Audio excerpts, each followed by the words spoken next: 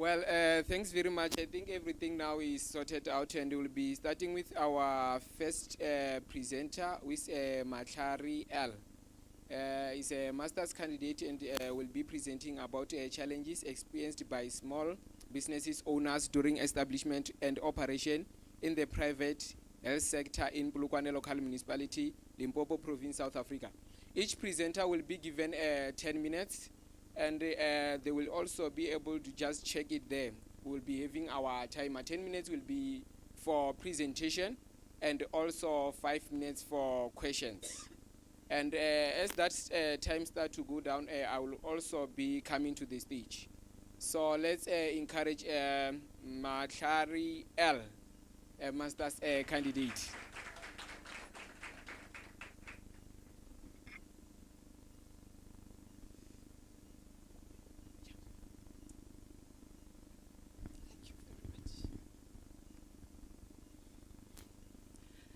Good day, everyone. I would like to observe the protocol that was established this morning. My name is Lesedi Matlari, as they've said, and I'm an MBA student in University of Limpopo.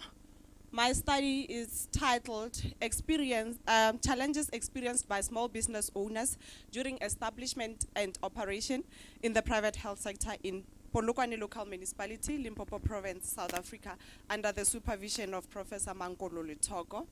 This is my presentation outline. And introduction. The country's high unemployment rate leads our graduates into establishing their own businesses. And when they're establishing their small businesses in private health sector, they encounter challenges.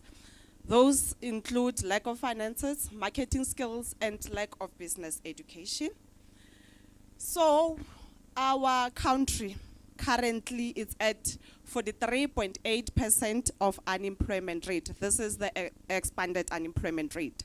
And our graduates, they're at 12.4%, and it has increased from the previous year. This is the statistics of the second quarter of 2026. We have low success rate of newly established businesses. This is what literature has found. And it also affects the unemployment rate as well as the poverty of this country. So previous studies or literature has identified, has the gaps with regard to the challenges experienced in businesses, in small businesses.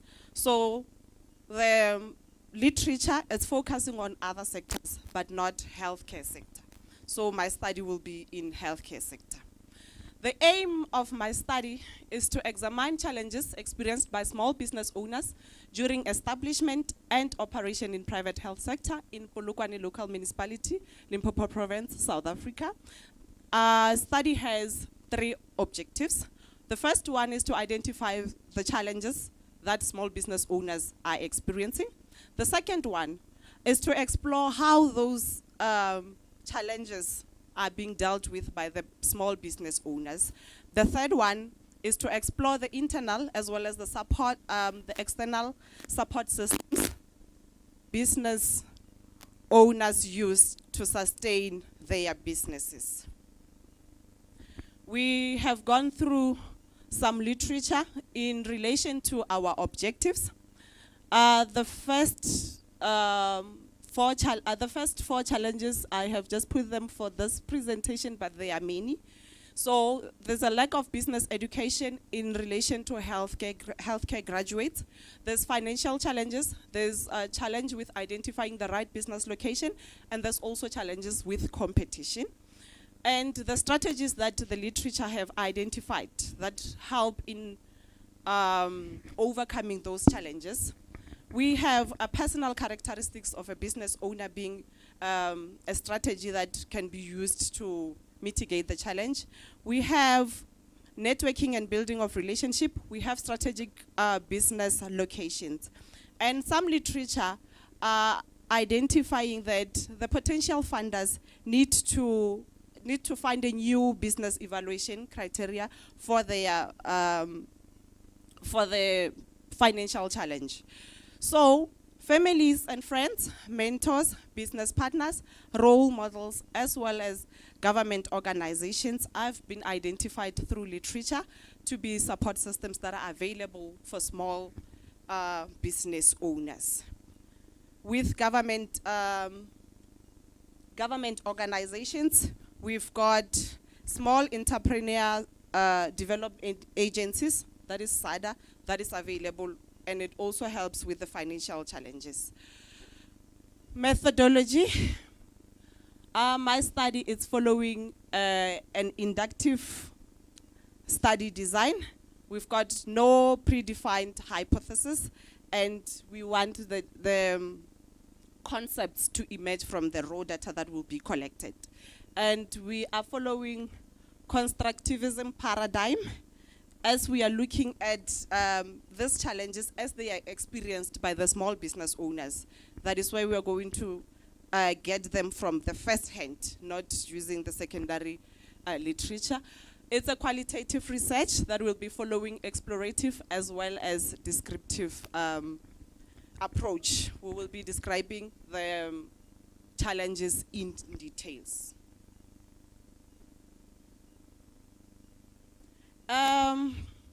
Our study is targeting 15 healthcare practitioners who have established their own businesses, who have 2 or more years in business practices, but are not dual employed. We're only going to look at those who are self-employed so that we can get the challenges on that level. And then point of saturation will be considered as much as we are targeting the 15 participants. And we are using the purposive sampling. So the data will be collected. The plan is to use a period of 2 months and will be collected using the individual, physical, face-to-face, semi-structured interview. And the interview schedule will be used and the interview will be recorded, as it will assist in the data analysis. So the data will be analyzed in a period of 3 months.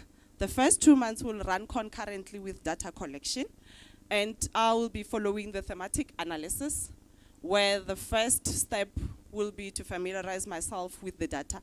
This will be done every time after the interview. Like I've said, it will be done concurrently with data collection, and then I'll be generating initial codes, research, searching for themes, review those themes, defining and naming the themes, and at the end there will be a report that will be written. For validity and reliability, I will be doing a member checking. That is where I will take what I have written from the themes that I have generated and go back to the participants to check if what I have derived as a theme is what they meant, so that I don't come up with my own information. I represent what they have said. So there's ethics that needs to be considered before going on with the research. That will be obtaining formal ethical approval from TREC. Currently, I have received provisional ethical approval, and I'm on permission to conduct the study from the business owner. I'm currently collecting the permissions from the business owners. And then I will return them back to the TREC. Will wait for the final approval before I can continue with my study. So there will be informed consent that they will need to sign. It will be a voluntary participation. Confidentiality as well as anonymity will be kept, and there will be no harm. So significance of my study. These are the group of people that my study will benefit. The currently struggling small business owners. Earlier on, our DJC said we should ask a question why our small businesses are not growing. Therefore, this study will be tapping into that question, as they will tell the challenges that makes their businesses to struggle. The future business owners, those who want to open their businesses, will get the study intend to give them the results that they can use so that they can open their own practices.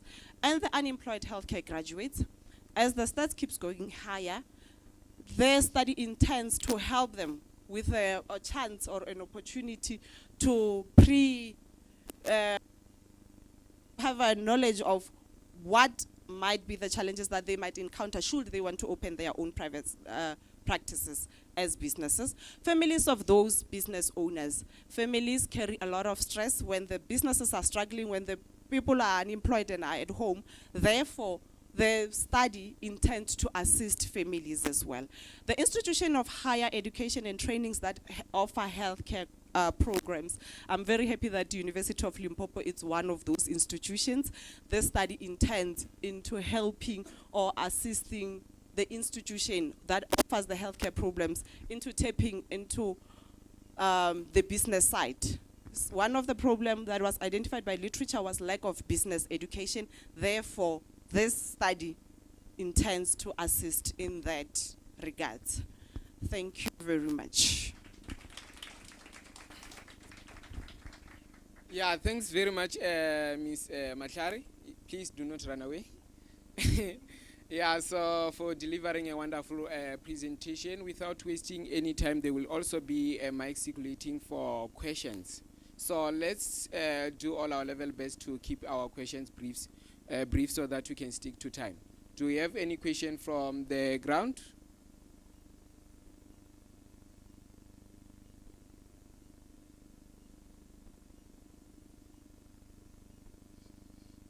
Going once?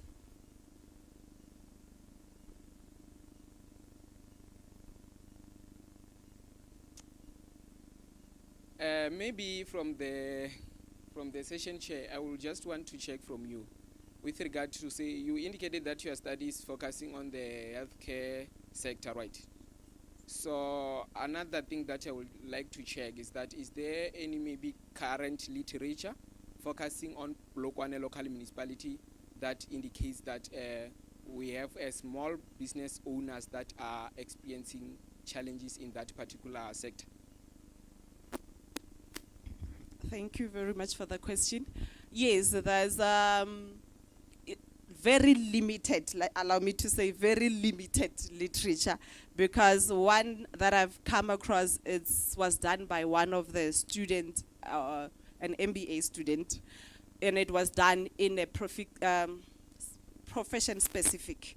It was about physiotherapy. So the challenges were profession specific.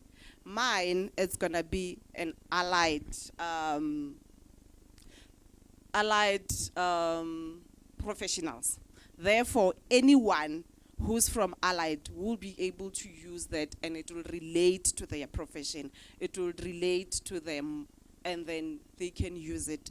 Hopefully, it will benefit them as the study intends to. Thank you very much.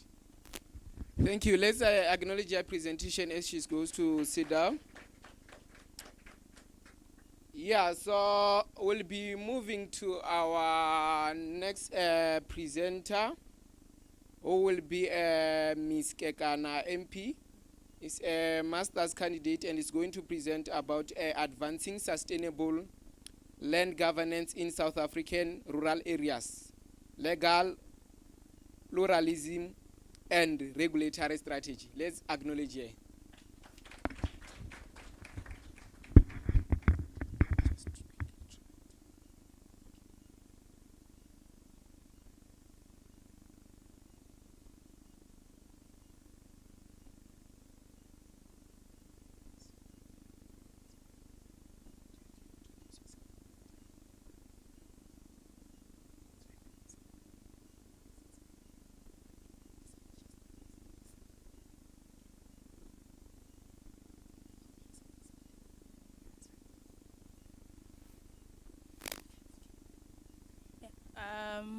Good day. I hope I'm audible. I am Kekana Mokhaiji Precious, and I'm doing my Master of Development Planning and Management. And my study title is Advancing Sustainable Land Governance in South African Rural Areas, Legal Pluralism and Regulatory Strategy. I'll therefore start with the introduction and background. rural land governance across Africa, it is managed by various systems such as customary authorities and also legal authorities. Legal authorities I'll be meaning like the statutory authorities. And in South Africa, for instance, we have what we call SPLUMA of 2013 and also NEMA. We have traditional leaders and all that. They coexist within rural areas, and they influence the spatial planning of rural areas, of how land is used and also how land it is managed. And therefore, sustainable rural land governance requires balancing both the social aspect, economic aspect, and also the environmental priorities of the communities. And then we also have our problem statement. As I've indicated, that we have the coexistence of different systems such as the statutory and customary. However, according to the literature that I did go through, there is a lack of coordination between this governance system. And also the study, therefore, needs to examine how legal pluralism can better be accommodated through an effective regulatory strategy for sustainable rural land governance. And based on the recent floods that were happening in KZN and also in Limpopo in early January and also around March there, it shows that there is lack of sustainable land governance within rural areas. And then we have our aims and objectives of the study. The aim of the study is to examine the implications of legal pluralism for sustainable rural land governance in South Africa and develop a regulatory strategy for strengthening coordination between the customary and statutory land governance systems. And also, the objectives of the study is to examine the legal and institutional framework governing rural land in South Africa, to analyze the interaction between the customary and statutory systems of land governance, to assess the institutional and regulatory challenges, to evaluate the implication, and also, lastly, to develop the regulatory strategy for strengthening the coordination and sustainable land governance in rural areas. And then literature reviewed shows that in rural areas we have multiple actors when it comes to land management and also land allocation.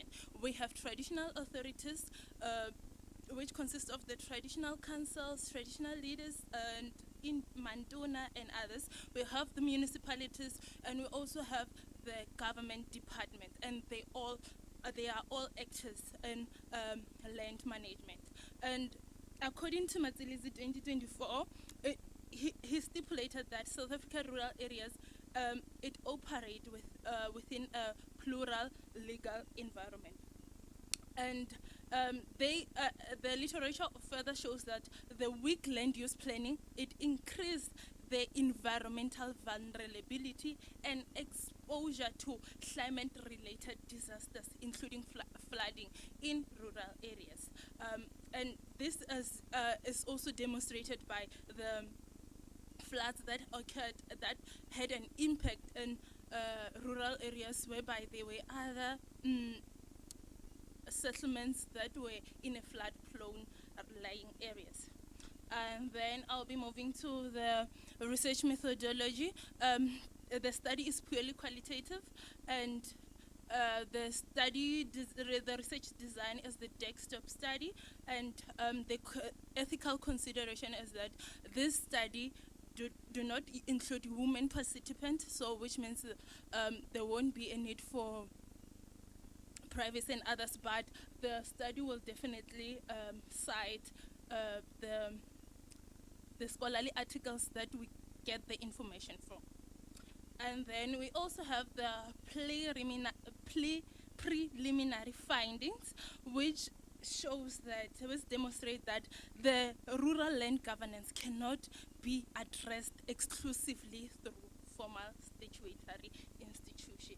And it also indicates that there is a tension between the socio-economic demands for land and the longer-term requirements for to protect the environmental resources, such as our wetlands, our forests, and our plants that important. And sustainable land governance, it shows that sustainable land governance, it requires the integration of social equity. There should be community participation. There should be, when we have to deal with sustainable land governance, it also there should be a need for economic development and also environmental protection. And then we'll be going to conclusion and recommendations.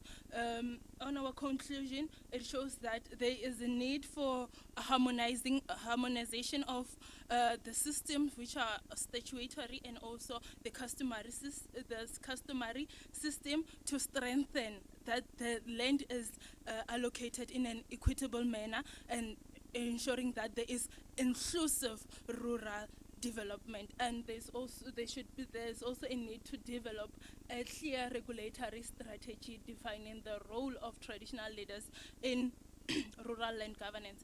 And the study therefore recommend that they should strengthen the capacity of traditional leaders by offering them training in spatial planning and also GIS to be able to know the coordinates of their places of where they are, the land that they govern start from, and also to improve monitoring and enforcement of land use and environmental legislation, and periodical review the regulatory framework to respond to changing rural conditions and maintain the alignment with the sustainable development goals, such as sustainable development goal number 11, which is sustainable cities and communities, and also sustainable development goal number 16, which is to contribute to the sustainable and coordination of accountable institutions, whereby there should be accountability from both sides of the institution, whether customary or statutory system. And also the last SDG, which is the SDG Sustainable Development Goal number 15, which is life on land. Since we all stay in the land, there should be a need to ensure that the land that we live in, it can still sustain the future generation. And then we have the illustration of our rural areas.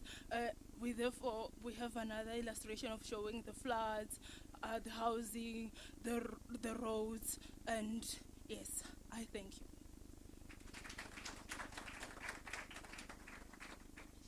Yeah, thanks very much, Ms.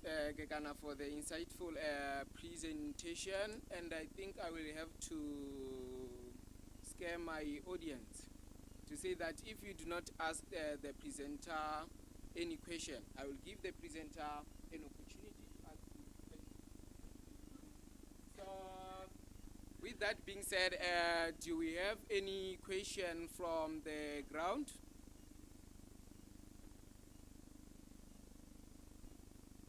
Should I give the presenter the opportunity?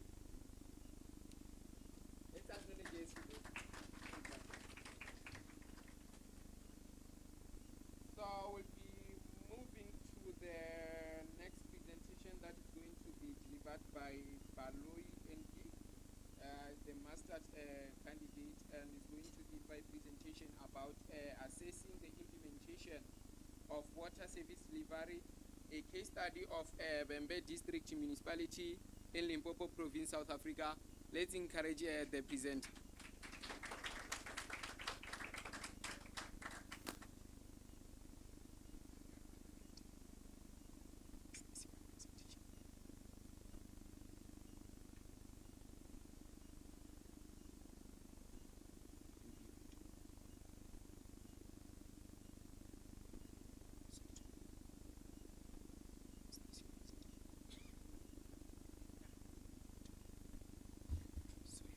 much. Thank you. Good day, ladies and gentlemen. Thanks for giving me this opportunity to present my papers to you all. The topic of my presentation is assessing the implementation of water service delivery case study of Bembe District Municipality in Limpopo, here in South Africa.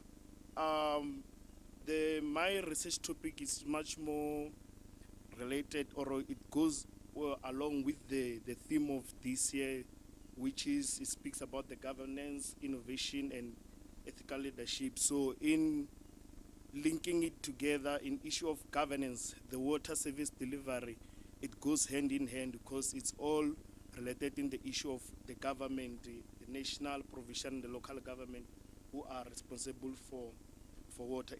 Since I have already made my salutation as a master student of public administration, I have chose this research topic related to service delivery in Bembe district, particularly the water delivery, being motivated by the desire to understand and to improve the public services by ensuring that accountability and transparency in governance. We have the issue of water delivery, or issues of or challenges of service delivery in particular or in general.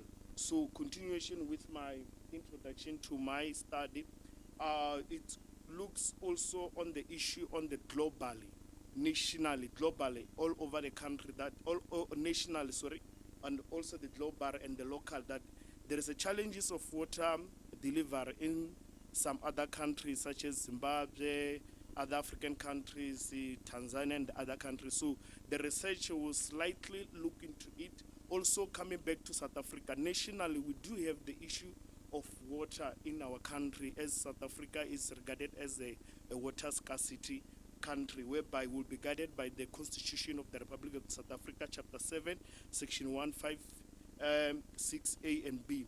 And then we'll also look at the local level from the provincial part to the local level in this study, the local level being the Bembe District Municipality, but the study will not cite away the issues which we have in South Africa regarding the issue of water service delivery. Looking at the problem statement, based on the research study, what motivated me as the researcher to look into the issues we are having in terms of water. We can look now that we are heading toward the local government elections. Most of the people, they're going to be asking themselves, or our communities, they're going to be, or the politicians, they'll be going through our communities looking for the vote. But the main issue is that our community are facing the challenges of service delivery. They will slightly try to look to solve, or try to manage to solve the issues at the short space, because we're looking at the election. But we do have the problem in our communities. The first problem, which is the massive service delivery backlog challenges, whereby there is no services in our communities, there is no provision of water.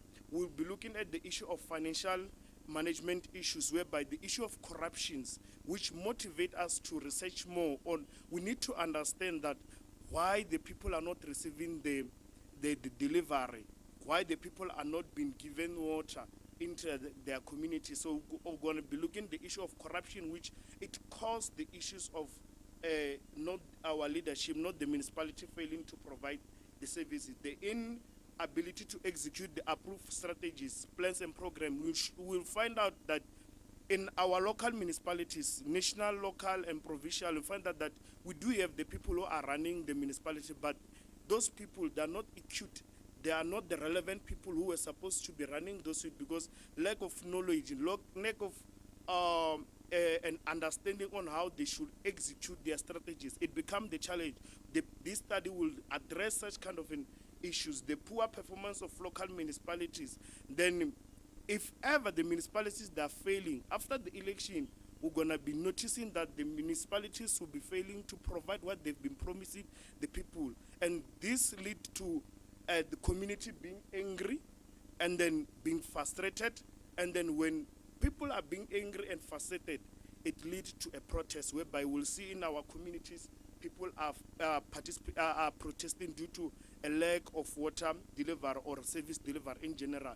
And then the main aim of the study, which is to assess the implementation of water service delivery in South Africa, and then also particular in Bembe district municipalities, which the study will aim to look into such issues. The objective of the study, which is also I have already clarified some of the point, which is to assess the current state of water service delivery. We're going to look into what are the main causes of the water service delivery. We're going to assess which municipalities in South Africa are failing to deliver the water, and we're going to come up with a way on how to address such kind of an issue. And then we also need to evaluate the water service delivery in Bembe district municipality, and we're also going to establish the water service delivery challenges which are confronting our municipality. As I've already explained, that we're going to look into what are the main challenges which our municipality are facing in terms of the services, and the study is going to come up with the possible recommendation in order to enhance the service delivery. Then looking into our literature review into details, the literature review of this research study will investigate into three main components, which is the first one will be the theoretical literature review, and then the legislative framework, also the empirical literature. Under the theoretical literature review, the study will employ, or the study have already employed, the local governance theory, which is going to support the study and guide us on how are we going to go through the study. And then the legislative framework, we are going to consult the constitutional, we're going to consult the constitution, whereby it's going to guide us with and the Constitution of the South Africa 1996, and then the white papers, the local government municipal structure act, which is going to guide us on the issues of how are we going to conduct our research, and then to make it, to ensure that it is everything it's illegal. And then under the empirical, that's where we're going to discuss our objectives into context, whereby we spoke about assessing the implementation of water service delivery, the current state of water service delivery in South Africa, as the research methodology, whereby this study employed the qualitative research methodology, which have already been used or is going to be used, or to gather the information that will contribute to assess the implementation of water service delivery. How this qualitative study is going to work, we are going to ensure that the previous researchers who have went through the issues of service delivery in general, or service delivery based on water service delivery, we're going to look at them. For example, we're going to look between 2023 and 2024, finding out the previous researcher who looked into the issues of water service delivery, have they found solution? What was their funding? Comparing to this year, we're going also to look with the current researcher that what was the findings, and what is the solution going forward to make it the recommendation. That's why we employed the qualitative research approach. And then the study is also, as we go to the research design, the study area for this is Bembe district. I've already explained on that, and the targeted population, we speak about the participants such as the municipal managers, the mayors, and the community leaders and traditional leaders. And then the sampling technique we're going to use a purposive sampling to select the participant of the study, and then the sampling size, whereby we also have the participants such as 30 participants of the study, and then the data will be collected, the data collecting instrument, which will be semi-structurally interview for our municipal official or all the participants of the study, including the questionnaire. And then the data will be analyzed in a thematic and presented in a thematic form. And then the rigor and the trustworthiness of the study, to ensure the quality of the study, will be also looked at, such as credibility, transferability, and also the study. At our first session, whereby I had the Deputy Chief Justice speaking about that, I opened the code that the water project can be found easy on paper, but difficult to execute in practice. I close quote. This was the quote quoted by the Chief Justice. In conclusion, is that it's easy to speak about the issue of service delivery, but finding that if we do not have the relevant people who are running our municipalities, it's becoming challenges in practical to put them. But this researcher, it contributing the findings that if we can apply the strategies recommended in this research, then it's going to be easy for the municipalities to execute the right plans of the water. Thank you. Yeah, well, thanks very much, Mr. Baloi, for the great presentation that is also touching on the pressing issues that are currently happening in our country. Now it will be the time for questions. And it's more like our audience are the... yes, great. I thought our audience were never strong. So we have to... so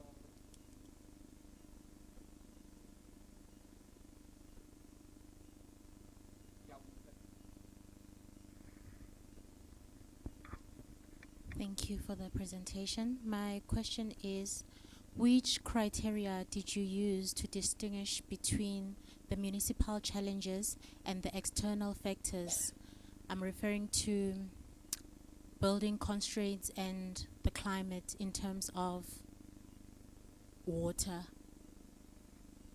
I didn't get that question clearly. Okay.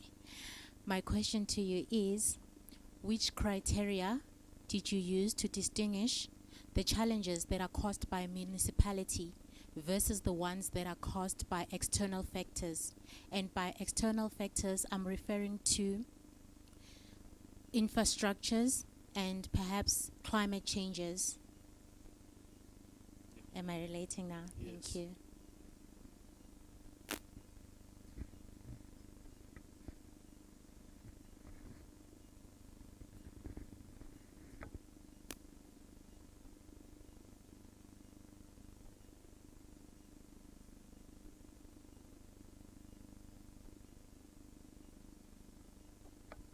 Thank you, Program Director. Let me welcome the presentation and congratulate the presenter for choosing a very important and relevant topic, which is at the heart of people. Water is a big issue, in particular rural provinces like Limpopo. Maybe just 2 comments or questions.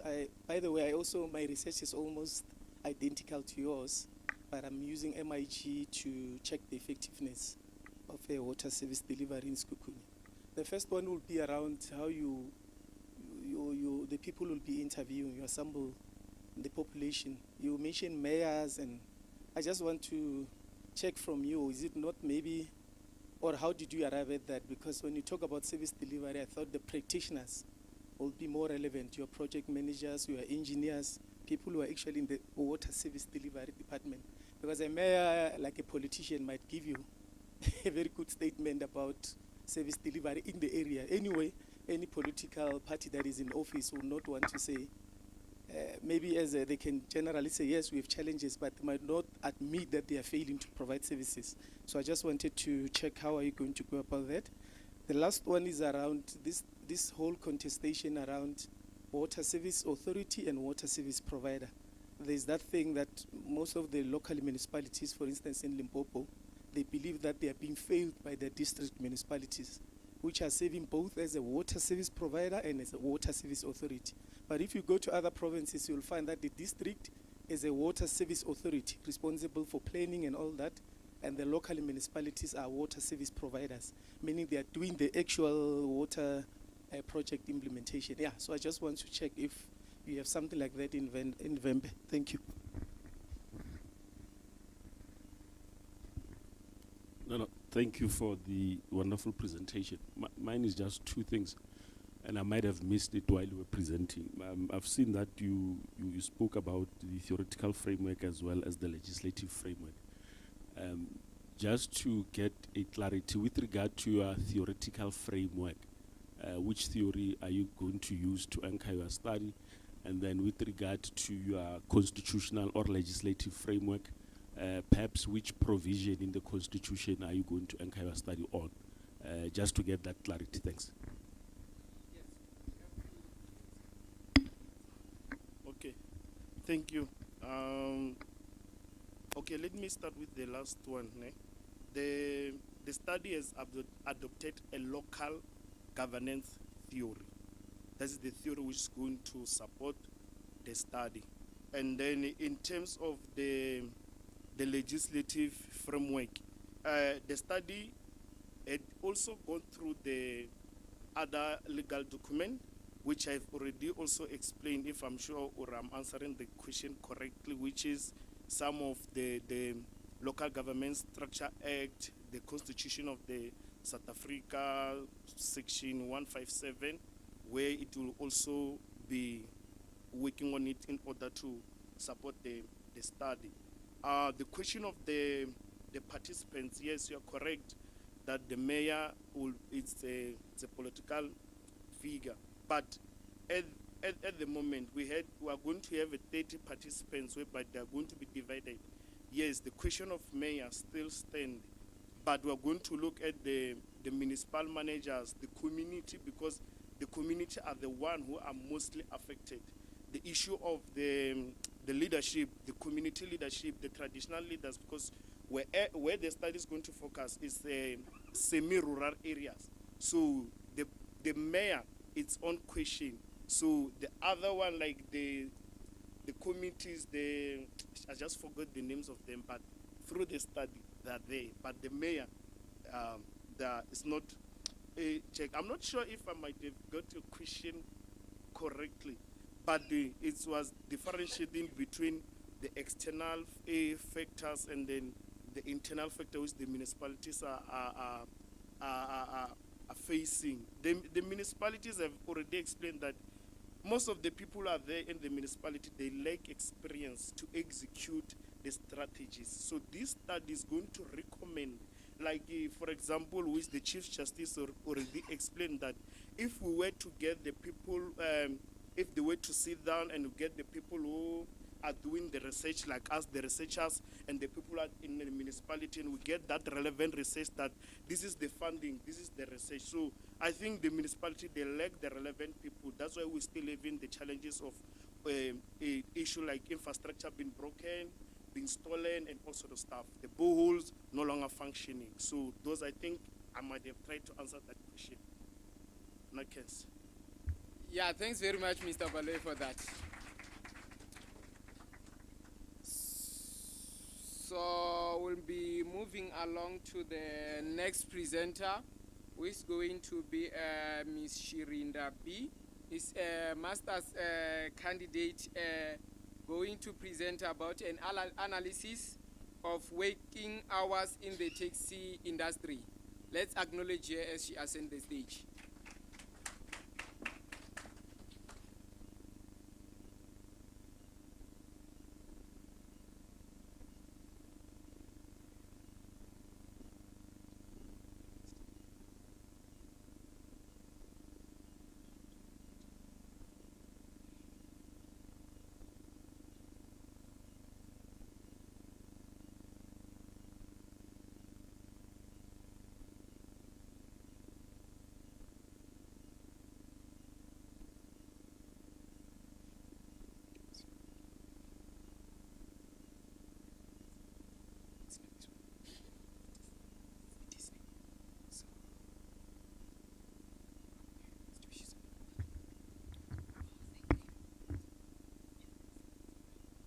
Over to you, Ms. Shirina. Greetings, colleagues. All protocols observed. My name is Basisa Shirinda. I will be presenting my paper on the analysis of working hours in the taxi industry. So the taxi industry forms a huge part of the South African labor sphere and the economy at large. It is employing over hundreds of thousands of people in the country. Now, the Constitution of the Republic of South Africa guarantees the right to fair labor practices, and it extends that right to everyone. The Constitution also imposes a duty on the state to promote and protect rights in the Constitution. These constitutional principles are also supported by other legislation such as the Basic Conditions of Employment Act and the Labor Relations Act. Now, the problem is that taxi drivers often work excessive hours. They work under precarious working conditions despite all these legislative frameworks that are protecting employees in the country. So now the problem is not absence of legislation, but weak enforcement on the part of government, which leaves the drivers under precarious working conditions. So when we look at my literature, we found that existing literature consistently demonstrate that taxi drivers operate under precarious employment conditions. Studies conducted by the likes of Fobosi, Madi, and others reveal that many drivers work exceptionally long hours because they are remunerated through commission-based systems and daily targets which are imposed to them by their vehicle owners. So these employment arrangements frequently result in extended work days, reduced work periods, and limited time for family life. The literature further reveals that many drivers lack written contracts, they lack overtime compensation, paid leave, and access to social security benefits. So, looking at the legal framework that regulates working hours in South Africa possesses a comprehensive framework regulating working hours and employment conditions. We have Section 23 of the Constitution, as mentioned before, which guarantees the right to fair labor practice. Section 23 of the Constitution is very much connected, colleagues, to Section 9 and Section 10, which protect equality and human dignity. So the Basic Condition of Employment Act, on the other hand, regulates working hours. It regulates overtime, leave, and rest periods. Sectoral Determination 11, which was implemented to regulate specifically working conditions in the taxi industry, also limit working hours to 48 hours per week. And all these regulations, they seek to promote health, safety, and well-being of employees. Now, despite these regulations, taxi drivers appear to be working beyond regulated limits. Now, the question is whether taxi drivers are employees so that they can qualify to be protected by labor laws in the country. Now, for one to enjoy labor protection, that person must qualify as an employee in terms of the South African law. So an important legal question is whether taxi drivers qualify as employees for the purpose of legal protection. The Labor Relations Act 66 of 1995 provides that a worker who performs services under the direction and control of another person in exchange for remuneration is generally regarded as an employee. Taxi drivers typically performs work under the supervision of the taxi owners, and they depend on this work for their livelihood. Looking at Clause 1 of the Basic Conditions of Employment Act, Sectoral Determination 11, which was issued specifically to regulate working conditions in the taxi industry, the minister stated on Clause 1 to say that the determination applies to all employees in the taxi sector. And thereafter in Clause 3, the minister went on to say, he went on to say taxi drivers are employees for the purposes of this determination. So this means that taxi drivers are already recognized by South African law as employees and not independent contractors or self-employed, as others might say, and therefore they qualify for labor protection under the Basic Conditions of Employment Act as well as the Labor Relations Act. So my study, I'm doing a comparative analysis between the South African taxi industry with the United Kingdom taxi industry. Now, the United Kingdom provides a useful example of how working time regulation can be effectively enforced. Employment rights in the UK are governed by legislation such as the Employment Rights Act 1996 and the Working Time Regulations 1998. The talk of town, Uber versus Aslam, the Supreme Court also confirmed that platform-based drivers qualify for employment protection because of their economic dependence and the degree of control exercised over their work. This case is important for my study because the taxi drivers also, they perform their work under the supervision of their taxi owners, and they also economically depend on their work that they do for their livelihood.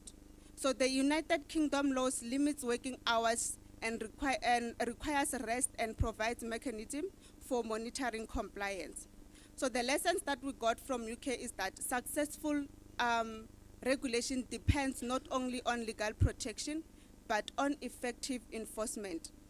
The regulatory bodies such as the Driver and Vehicle Standards Agency, local licensing authorities, and Transport for London monitor compliance with driving hour requirements and may impose sanctions where violations occur.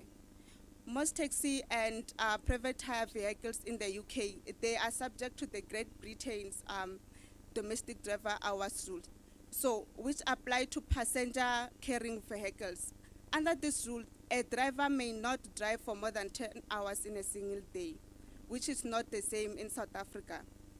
Drivers are required to maintain records for their working hours, which makes enforcement more effective because the authorities can just check your records and check how much you have worked for that day. So this system illustrates that labor standards are meaningful only when supported by practical monitoring and accountability mechanism.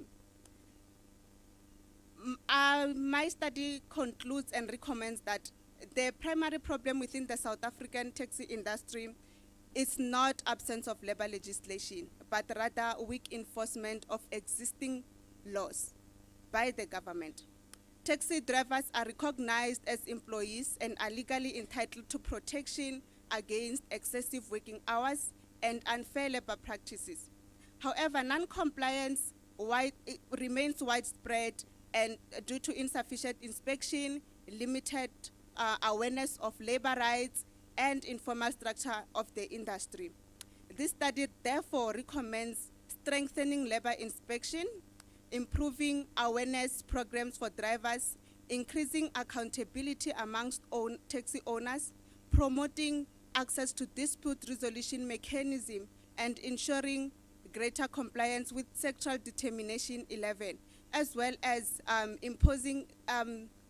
coming up with sector-specific enforcement mechanism.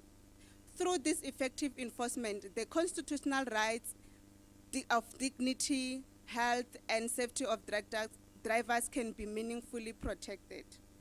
Thank you.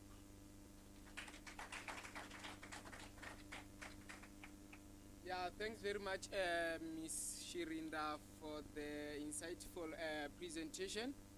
I could also relate to it. Maybe it's because I'm still using public transport, but it was really a powerful presentation. And now is the time for questions. We have 3 hands up here.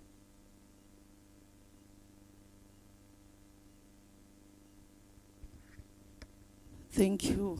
It was a good presentation.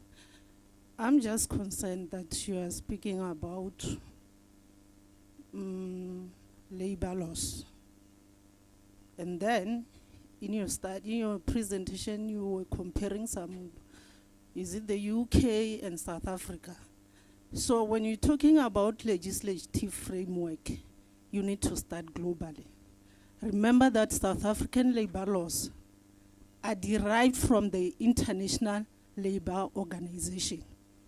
So you were supposed to, maybe let's just say it's a recommendation. Give us a framework, legislative framework of ILO, then maybe you can come to the African continent, then you can start focusing on South African labor law. That is just a recommendation.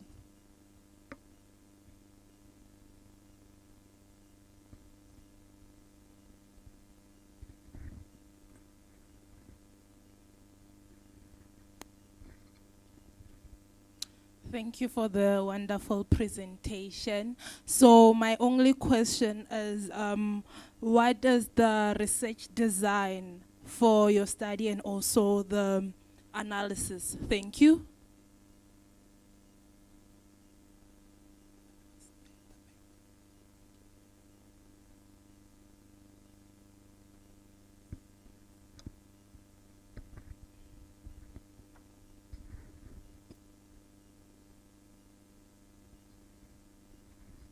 Greetings. I heard that you mentioned that the salary of taxi drivers is commission-based, and it's based on the daily targets. So that is, I have a recommendation that you can put under your study, that if maybe taxi associations could register with the SARS like any other businesses, will it enable them to pay taxi drivers according to the minimum wage and also follow the basic conditions of Employment Act, because currently employers of taxi drivers are not yet registered with the SARS or the government body. Yeah, thanks Thank very you. much for the questions. We had 2 questions and 1 comment. Yeah. You may respond. I think the other 2, it was recommendations. And so from the first speaker, I just want to say thank you for the recommendation. And also, it's just that I could not say everything in my presentation as time is limited. But in my research paper, I did include the ILO as, yes, as part of the legal framework that is regulating South Africa, yes. And then for the second question, research design. So my research design is a doctrinal research, and I am doing a comparative analysis between South African taxi industry and the UK taxi industry. And then recommendation number 3, for registration with SARS. Yes, I thank you so much for that recommendation. And I would like to add that that's why in my study we are recommending maybe that the government impose a sector-specific enforcement strategies specifically for the taxi industry, since it seems like there is a challenge when it comes to enforcement in the taxi industry. As they mentioned that one of the challenges is that the employers of the taxi drivers, they don't have like a specific workplace, so enforcement remains a challenge in that manner. So that's why we are recommending a sector-specific enforcement strategy for the taxi industry. Thank you. Yeah, thank you very much for that. Let's appreciate it. So we'll be moving on to the next presenter, with Maliti CM, a master's candidate, is going to deliver the presentation about digital leadership and sustainable performance of small and medium organizational commitment in South African University. Let's encourage the presenter.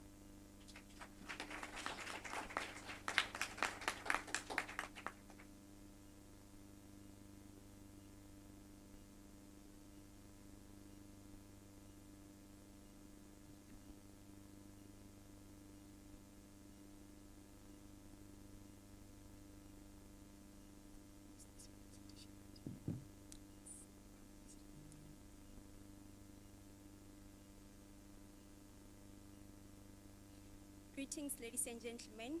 I am Maliti CM, a Master of Commerce candidate under the School of Economics and Management at the University of Limpopo.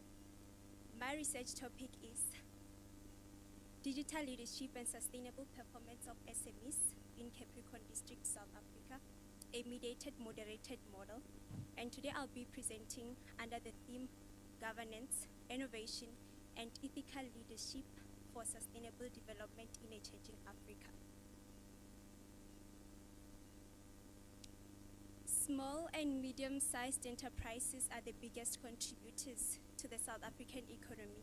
And with that being said, researchers and SMEs owners are constantly finding strategies on how to achieve sustainability. So my study suggests that if SMEs adopt digital leadership, they stand a better chance to being more innovative and also being able to share knowledge within their businesses to achieve sustainable performance. In addition, green dynamic capabilities strengthens the relationship between digital leadership and sustainable performance by ensuring that SMEs use available resources to create green products and processes to create a positive impact to the environment. So SMEs represent 90% of businesses globally and contribute to the sustainable development, foster creativity in markets, and create jobs. In Limpopo, SMEs are the primary drivers of employment and economic growth. Therefore, their lack of innovation and sustainability directly impact the local community. SMEs in Capricorn District are still navigating the adoption of digital leadership due to financial constraints, limited resources, and inadequate digital literacy. Despite SMEs' challenges and importance, the goal of this study is to help SMEs find innovative strategies and technological solutions so that they thrive economically, socially, and environmentally. In addition, SMEs need to evolve and adopt digital leadership style to create work environments that motivate employees to utilize technology and foster innovation practices. This study explores how digital leadership influences the sustainable performance of SMEs. Innovation and knowledge sharing are going to be the mediators mediating the relationship between digital leadership and sustainable performance of SMEs. And also, green dynamic capabilities is going to be the moderator in my study. In conclusion, this study can be used theoretically to highlight the critical role that digital leadership plays to ensure that SMEs are sustainable. Practically, SMEs managers and owners can use this study to enhance their knowledge and skills development regarding the utilization of digital technology. Lastly, policymakers can utilize information from my study to create inclusivity and enhance sustainable performance of SMEs. My study is going to be adopting dynamic capabilities theory, and the theory refers to the firm's ability to integrate, build, and reconfigure internal and external competencies to address rapidly changing environments. Empirical studies prove that the use of digital infrastructures such as social media, financial applications, cloud services, and digital channels create a strong dynamic capability to respond quickly to technological changes. In this study, dynamic capability theory explains digital leadership based on innovation and knowledge sharing to achieve SME sustainability.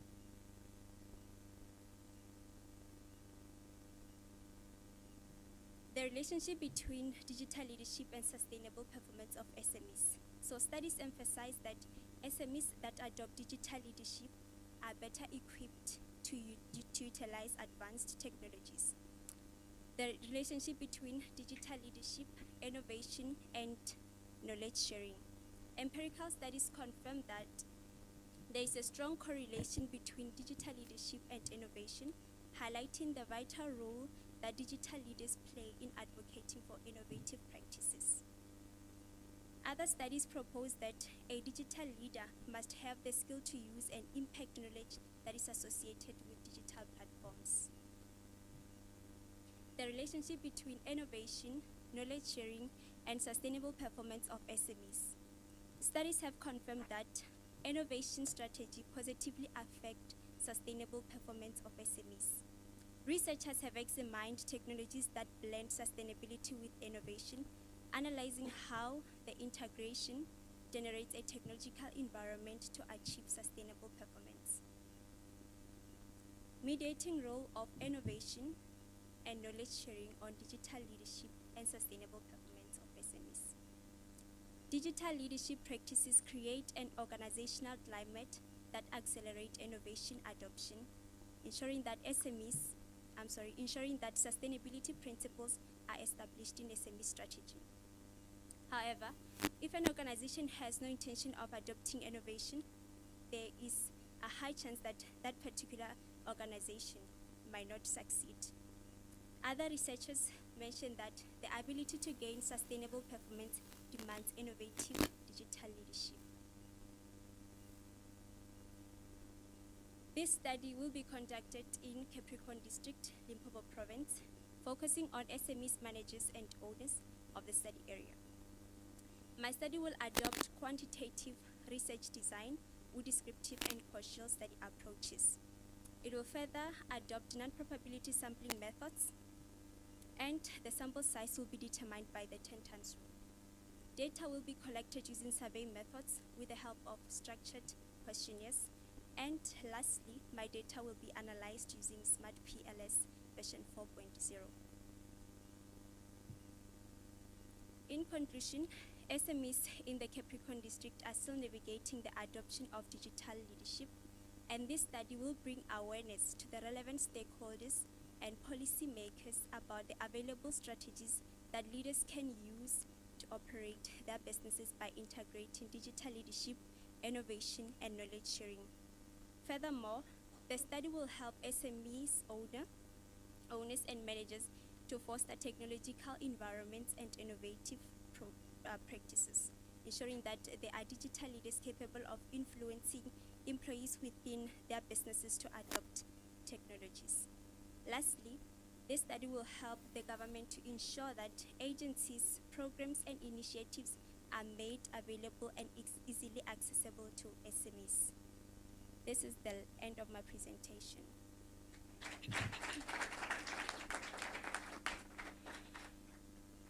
Yeah, thanks very much, Ms. Maliki, for the wonderful presentation. You know, after the latter presenter, I was motivated by a bit. Now I'm motivated to also start that small businesses, just to say that they are really delivering the wonderful presentation. So now we start 5 minutes for questions. Yes, we have one here. On the other end? Yeah, no.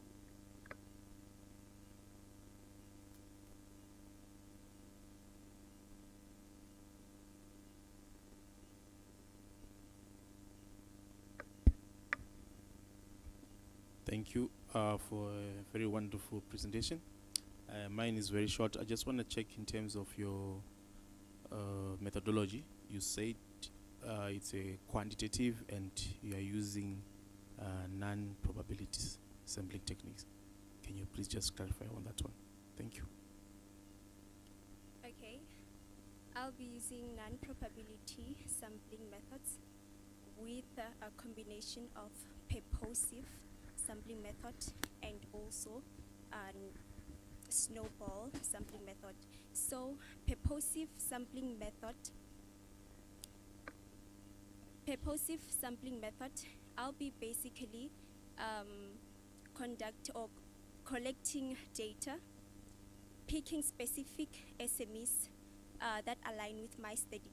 For example, I'll be looking at qualities such as the expertise of the business and also the characteristics of the business, if ever they align with my study. If an SME utilizes technology, probably that's the one that I would go for. And as for snowball sampling method, it just basically means that I'll be referred by one SME to another. Okay, but let me give you an example. If ever I go collect data in one small business, that particular business is going to refer me to the next business with the expertise and characteristics that I am looking for.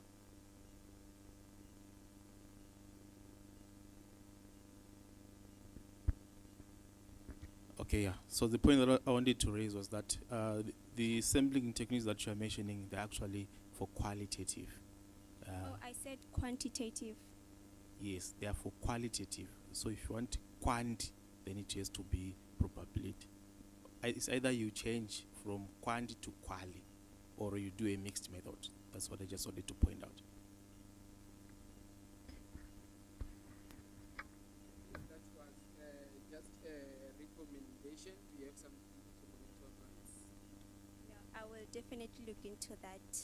Okay, thank you. Let's appreciate your presentation. So yeah, we are still doing well with regarding to time. We'll be moving on to the next presenter, who is Mapaha M. Is an undergraduate student. Is going to present about communal land tenure security in post-apartheid land governance. Let's encourage you.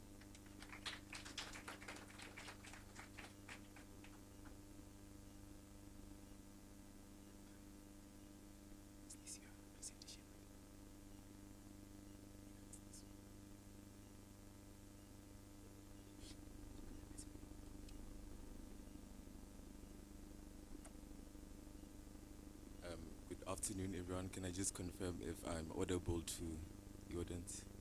Okay. My name is Mokwana Mapa, a third-year LLB student under the School of Law, and today my study will be about communal land tenure security in post-apartheid land governance.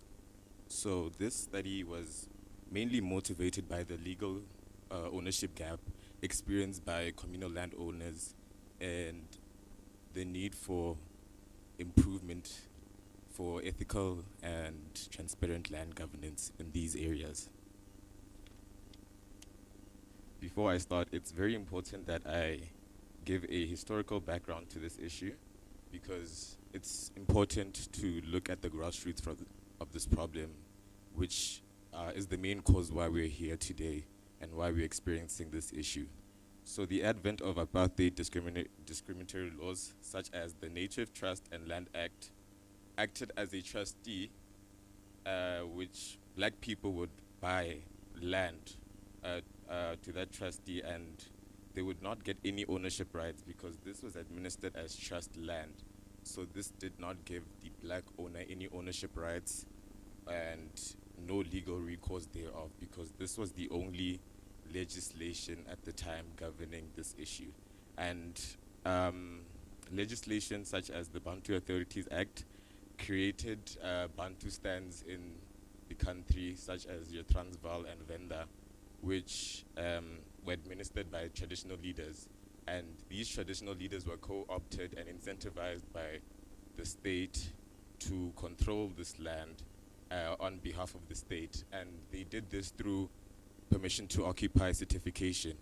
And what this means is that the traditional leader would give the black owner a permission to occupy certificate, which is a limited real right, and this did not give the owner full legal protection. It's also important to also mention the Constitution, which makes its mark as a transition from past apartheid laws to ones envisioned in Section 25 of the Constitution, which established the 3 pillars. And what those 3 pillars aimed to address was the land redistribution, land restitution, and land tenure reform. But this study aims to address land tenure reform and to provide to provide improvement of this issue. The government has a positive obligation to fulfill the purpose of Section 25, subsection 6, which is land tenure reform. And this has been caused by, it has a positive obligation to address this due to past discriminatory laws that I mentioned in the background. So the government has to ensure a legal, secure tenure reform to address the injustices of the past. And it's important that the government creates an environment that fosters these three pillars. The lack of legal protection, such as a private title deed, does not give the landowner an official a legal document to prove that he is the registered owner of that allocated land, but is given a permission to occupy. This permission to occupy is not a real right, meaning it does not pass on to the heir or beneficiary through a will or interstate, but from the traditional authority, and full ownership is vested in the traditional authority administering that area. So there are problems with this legal protection. It's limited, and it cannot be used as security for financing to further develop that land. It cannot be passed on, as mentioned, and since it cannot be used as security, it does affect the economic development of that land for purposes of farming and residential purposes. So we can now see that this PTO certification directly deprives one right to legal secure tenure, and the need for reform and legislative intervention.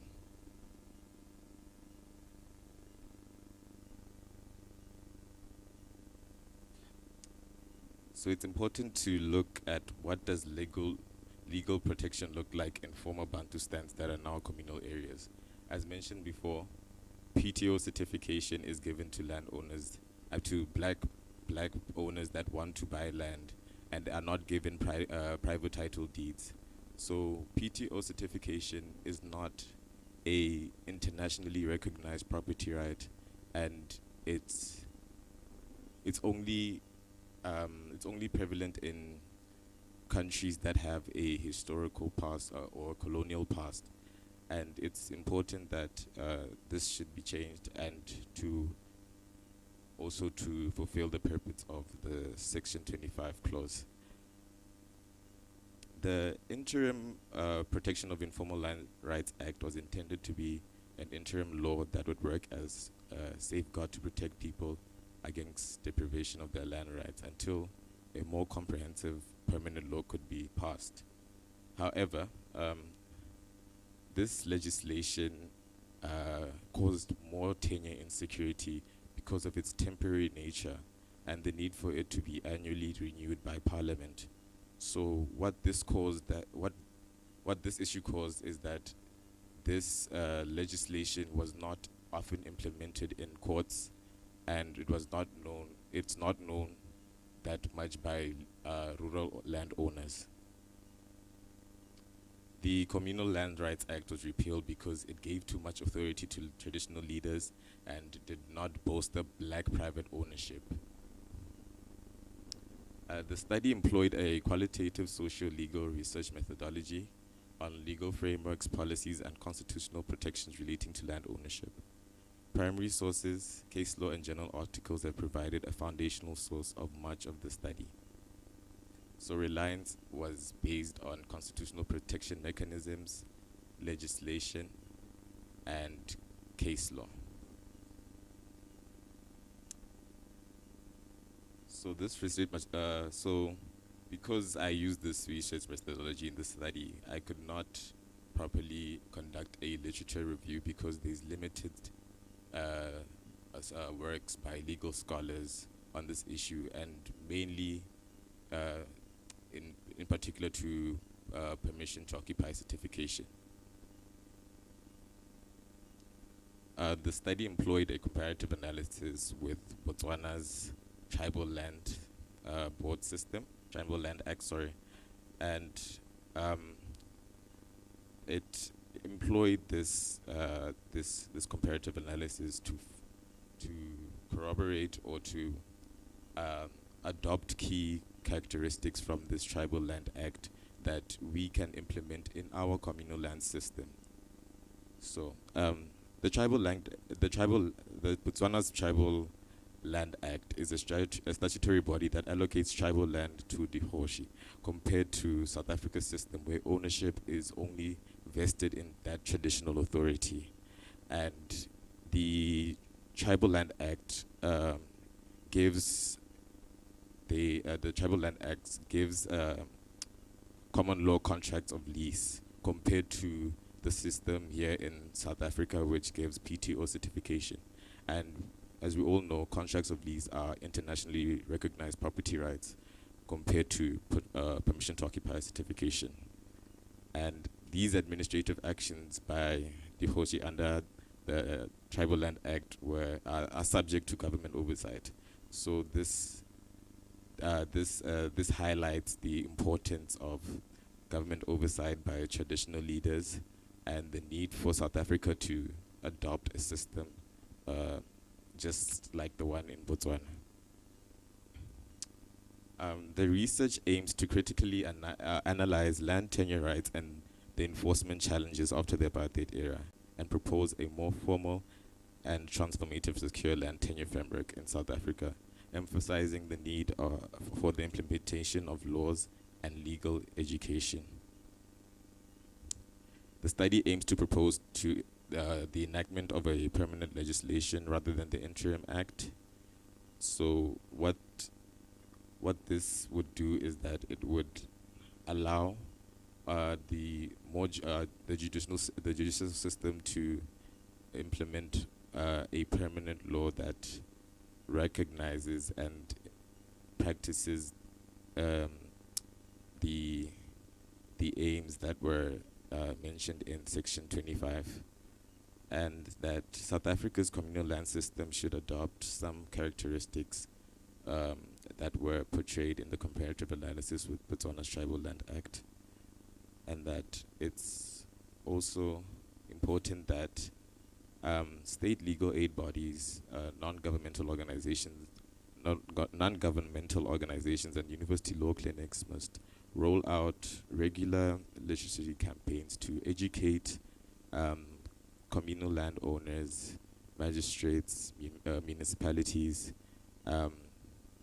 every institution that is important in this process, to give them education, to educate them on their rights and how to properly enforce them, especially in communal land, because there is a problem with this permission to occupy, and it needs to be addressed.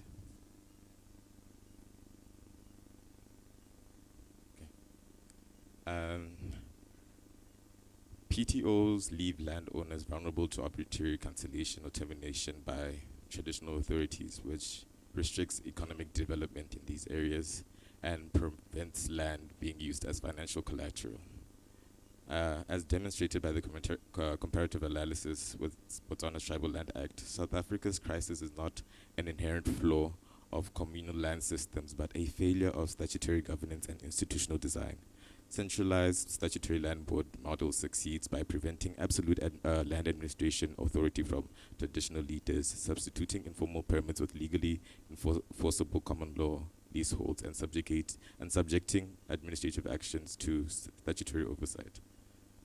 So South Africa should implement secure communal land tenure rights, because this is not a legal technicality, but it is a fundamental prerequisite for ethical governance. Thank you.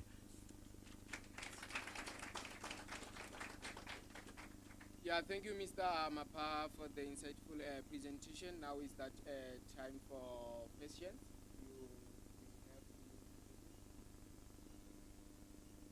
We have one over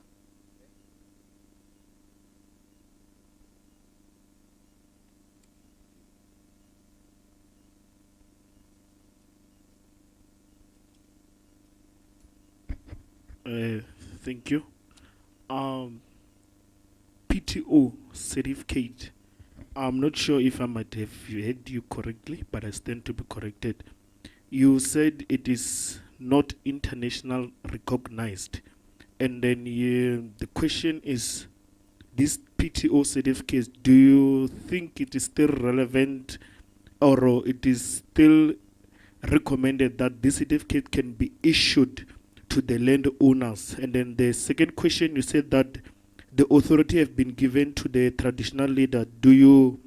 Does this certificate, don't you think that it caused the conflict of interest between the government and the traditional leaders? Thank you.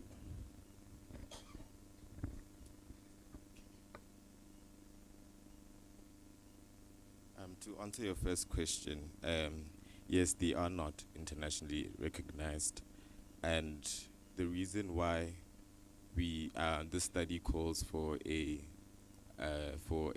implementation of a different ownership system is because the PTO is a limited real right, so it does not give full ownership to the person that's buying the land.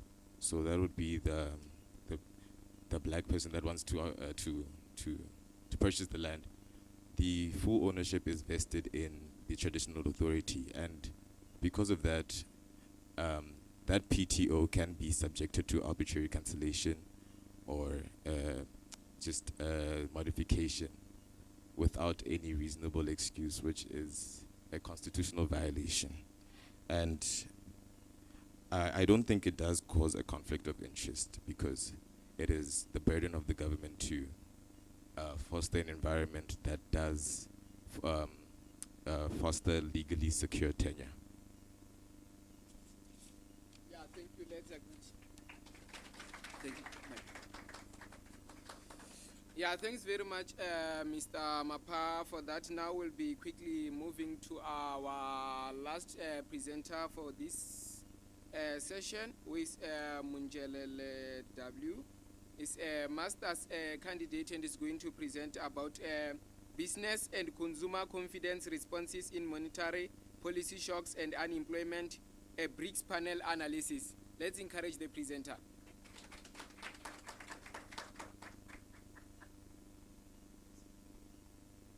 Did you send?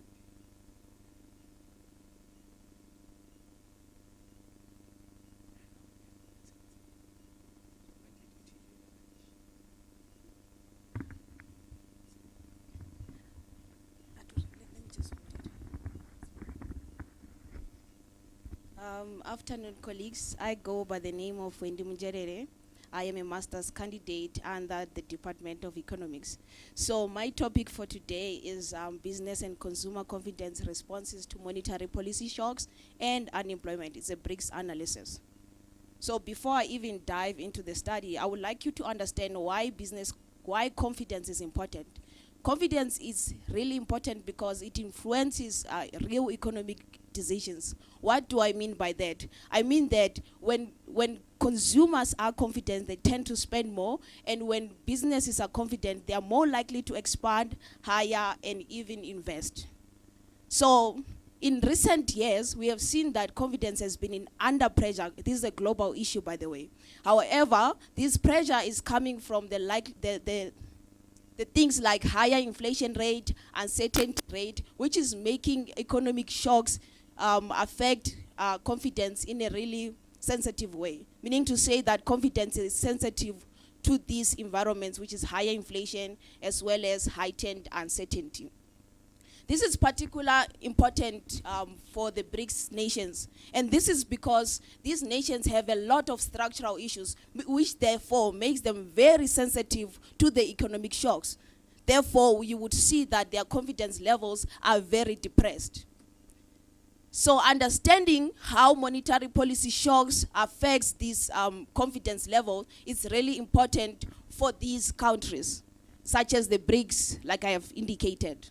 So this study addresses very limited literature. So what I'm trying to say that there is very limited literature on the BRICS nation focusing on confidence levels.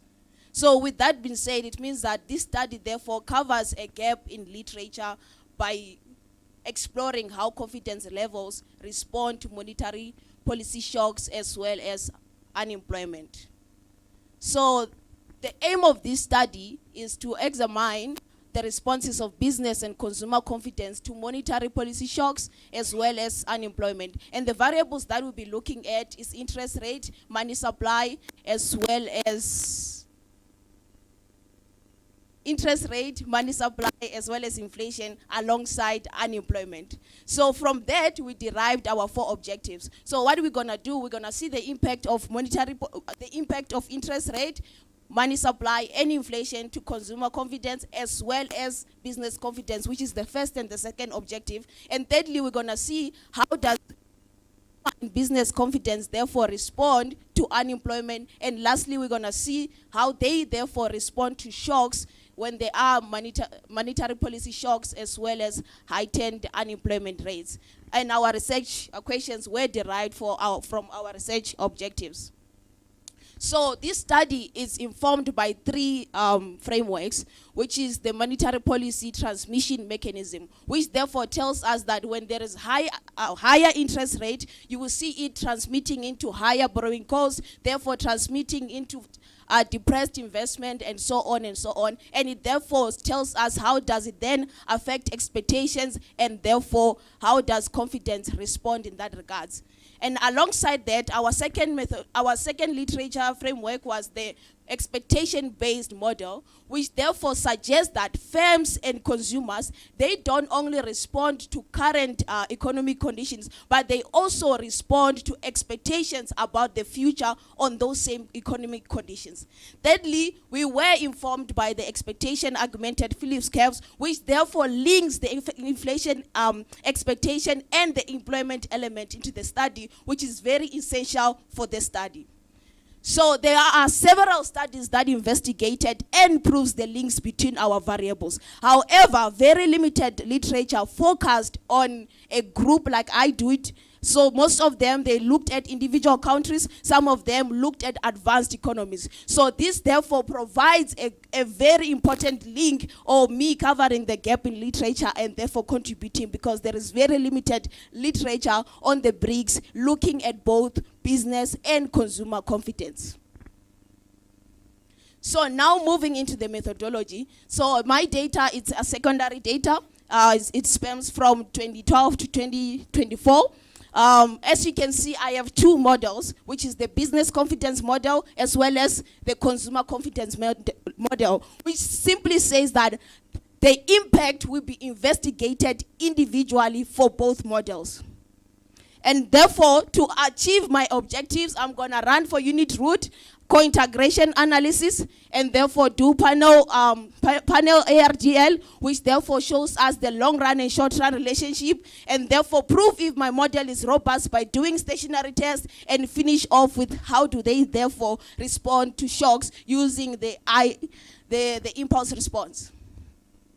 So as you can see on the screen, we have our unit root test and our co-integration test. So don't go through the numbers, I'm just going to tell you what it means. So the table simply shows you that my variables were both integrated in order 1 and order 2, which therefore allows me to apply for the panel ARDL. And the results on your right, those are your co-integration rights, which proves that there is indeed co-integration in my variables, meaning that there is a long-run relationship in my variables. So now let's dive into those long-run relationships. So I will start with the business confidence model. Like I said, we're gonna investigate them individually and then compare, right? So you can see that the first, which is very important for you to highlight, that there is a positive relationship between interest rate and business confidence, and this is in contradiction with our first literature framework, which says that we are supposed to see that there's a negative relationship between our interest rate and business confidence. But it is good for you to know that this may also suggest that firms view that tightening of monetary policy as a credible and as a commitment into capturing inflation. So if you are aware of how credibility and tightening of monetary policy work, you will know that having confidence in your central banks also influences how you respond to their changes. However, the remainder of the results, which is inflation, money supply, and unemployment, these are showing that there is a negative relationship, and this is in line with other studies like the Kishney and the Kim, which says that there is a negative relationship between our business confidence and our X variables. So moving into the consumer confidence results. Consumer confidence results also show somewhat interesting results, which shows, number one, I'll just highlight the positive relationship, which shows that there is a positive relationship between inflation and money supply, which is statistically significant, by the way. Like I said with the previous study, that this is in contradiction with our monetary policy transmission theory. However, it is important to know that consumers might also view this as a boost into economic activity, meaning to say they're expecting the economy to perform better in the near future. However, it is also good to know that we have results that are in line with other studies like the likes of interest rate as well as unemployment, which therefore proves that when there is pressure in higher borrowing costs as well as higher unemployment, you will see our consumer confidence being depressed. Now moving into the short-run relationship, which are the results on our right. So one significant or one most important one is money supply, which was statistically significant. The rest are not. It shows that there was a negative relationship between money supply and our confidence levels, which might imply that both our businesses and consumers might view this liquidity increase as a signal for for future expected higher inflation and microeconomic instability. With that being said, I did run a quick stability test to check if my models were robust and they are reliable. And indeed, you can see that our VAR inverse roots shows that all our dots are inside of the big circle, meaning to say that our model is therefore stationary, therefore we can rely on the results. Just to finish up on the results part, we did some impulse response. So this generally shows you how our variables respond to shocks. So you can see that overall, business confidence responds negatively to monetary policy shocks. Remember, I said monetary policy shocks includes interest rate, money supply, as well as inflation. And these results, as you can see, it does show a negative response, meaning to say that when there is monetary policy shocks, businesses tend to feel the pressure about future costs as well as future outlook of the economy. Whereas with unemployment, it was negative, but initially it responds over time. But the relationship is quite different when you look at the consumer story. The consumer story tells you that when there is a shock in interest rate, it causes businesses to respond positively, and like I have said, they might anticipate higher economic activity, hence the response is like this. What is quite interesting is that you can see that businesses react more quicker than consumers. If you look at both the response in both models, indicating that indeed that businesses react quickly to monetary policy, whereas consumers respond gradually and less consistently. Just to finish up, our results does confirm the relationship, like I have said. And furthermore, I would say that it is recommended that there is a proper policy co-integration between fiscal and monetary policy to ensure that the confidence levels are more strengthened and sustained. So like I have said, strengthening of confidence in the BRICS nations is of important because not only does it affect how our consumers behave, but it should also be a policy objective. On top of it not being a policy objective itself, it should be something that both monetary and fiscal policy monitor on day to day in order to inform future policy conditions. Thank you. Well, thank you, Munjelele, for the wonderful presentation. Now is that time for questions. Yes, we have one over there. Only one.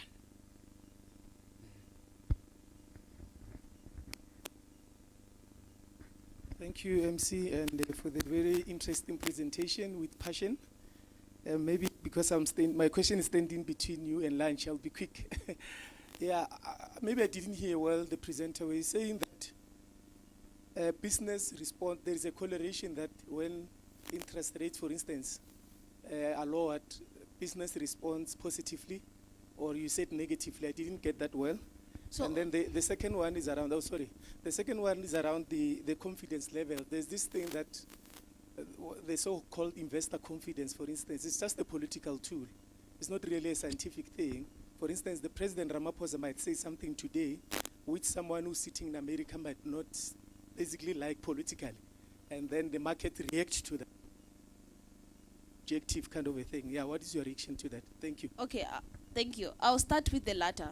Yes, you are right that when there are political statement, they do influence sentiment, or rather investor confidence. But it is also important to note that also investors from outside, they look at how that variable is reacting and they make their decisions based on that. So I would say, for one, I know the Reserve Bank does monitor sentimental indicators such as business confidence, investor confidence, because to see how business participants or economic agents are going to react in the near future. So it tells you what they think about tomorrow. Even though it's not a reaction now, they're not going to make their decisions now, but it tells you how tomorrow they're going to react based on the economic environment. And if you see those indicators, they are not daily indicators, they aggregate them into monthly. So you will see that this whole month, this is the overall reaction of investors. This was the overall reaction of consumers. Therefore, telling you that this is the scope that the consumers are seeing about the new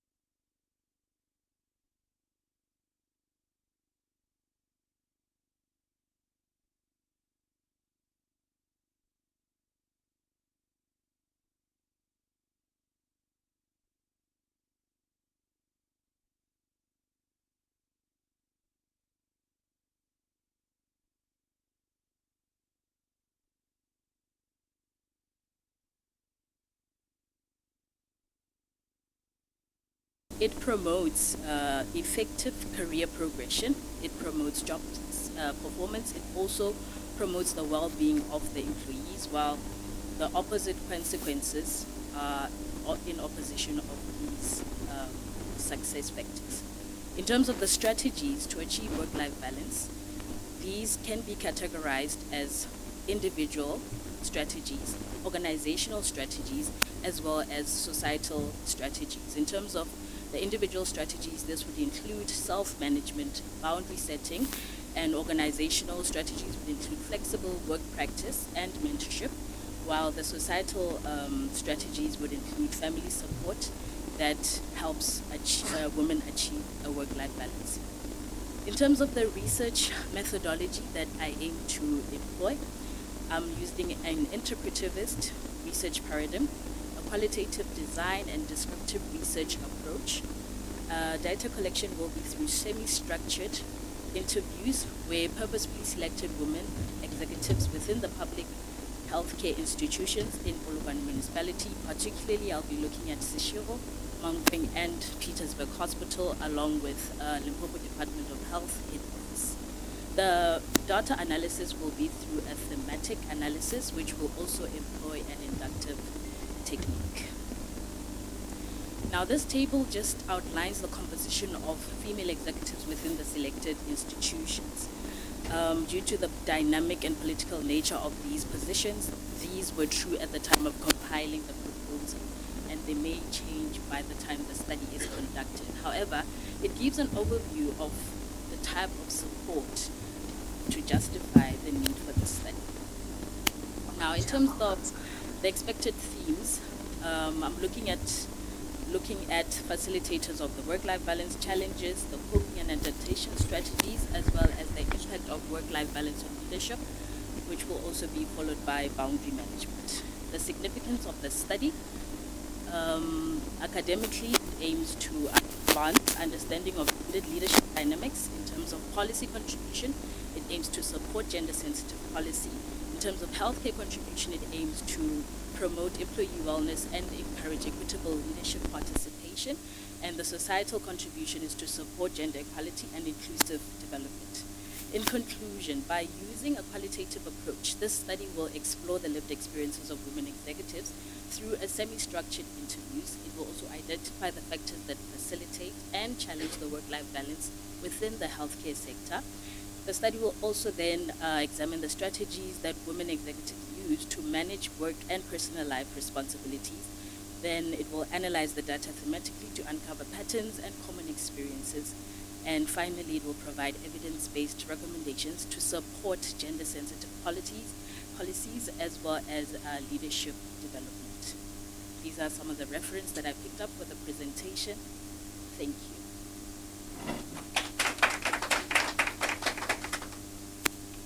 Thank you so much for that eloquent presentation. Colleagues, do we have comments, questions?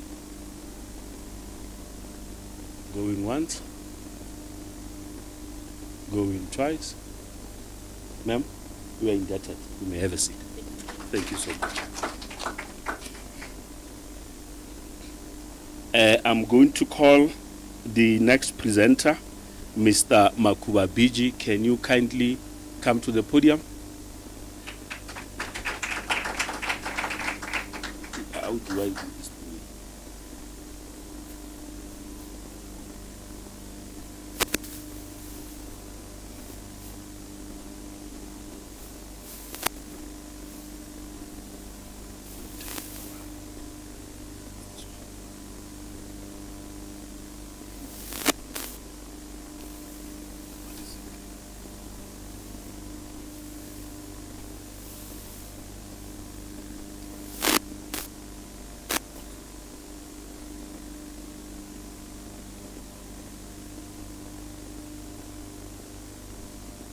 Right. Thank you, Chairperson.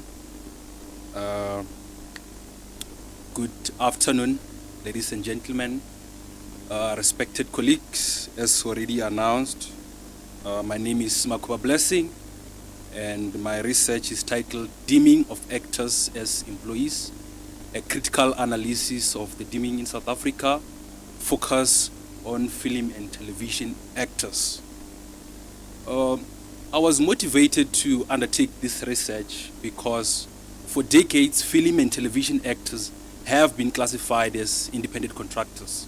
Now, this classification meant that they couldn't access labor law legislation, which then raises the question of whether they can fully enjoy their constitutional right to fair labor practices in terms of Section 23 of the Constitution. It inspired me to then analyze whether the current legal framework adequately protect film and television actors.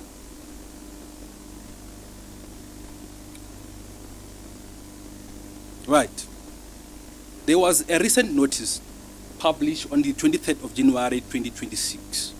Now, this notice, it assumes that the traditional legal framework can simply be transplanted or applied in the film and television industry without any modification.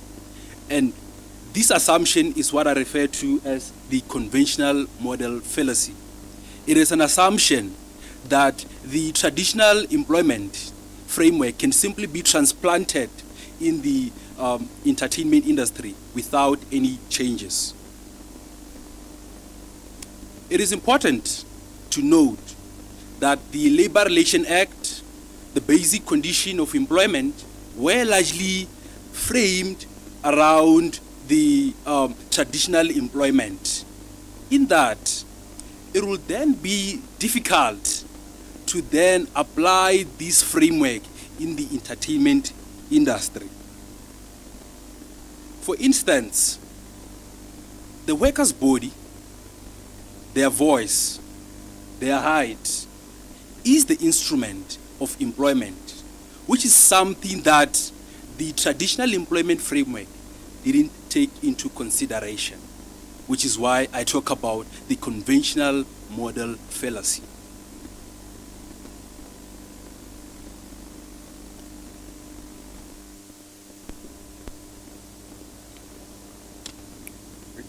Sorry for that.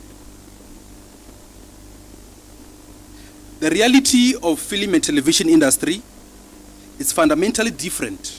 As actors, they typically engage on short-term project-based contracts for multiple producers. Another important industry reality is what I talk about, which focuses on the actor's body, their voice, and their performance, which is the instrument of employment.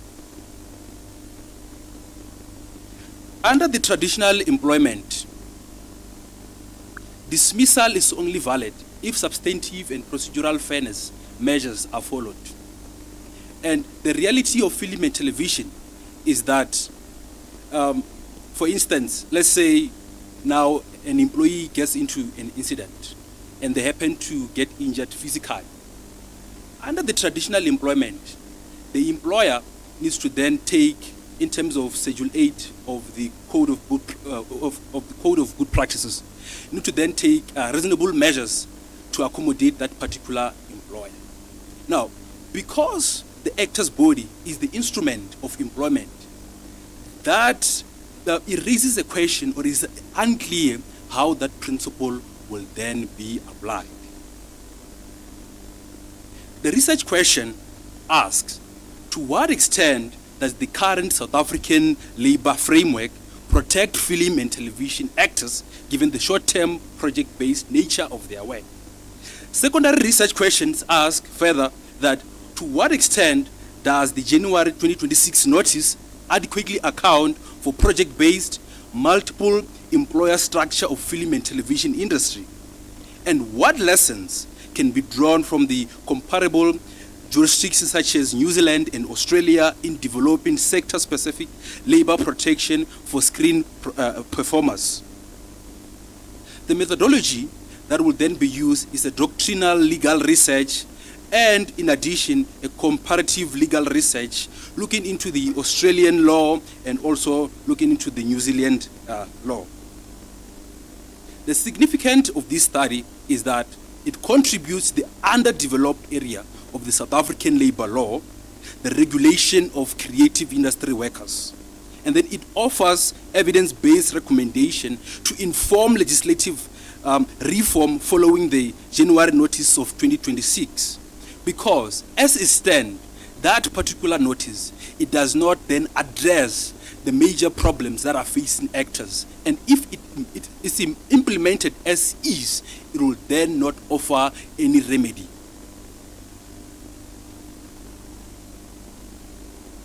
In conclusion, the traditional model applied without any modification, it fails to protect film and television actors. Reforms must then be extended to formalize and to ensure that enforceable rights are tailored to project-based multiple employer creative work. And then looking into the comparative legal study from New Zealand and Australia, we'll then have to get some knowledge as to how we can best protect workers. My recommendations are that we can create a creative specific arbitration. In that, I mean to say we can have a creative industry arbitration within the CCMA, where in disputes that are related to film and television actors are then addressed. And then in the CCMA, it will then be commissioned by experts of film and television. And then another recommendation that I need to then address is that there needs to be an amendment in terms of section 20 and 25 of the basic condition of employment, wherein the maternity should then address instances of where the body of an actor changes so that they are also tailored for, and then it's open for that particular actor to then be able to return to work if it's then not practical, to then offer compensation. Another recommendation then I need to address, it's about extending collective bargaining rights to actors. And then lastly, is to ensure that in terms of my comparative study from New Zealand, that workers are provided with a framework that provides for basic working condition, occupational injuries, and also working hours. Thank you.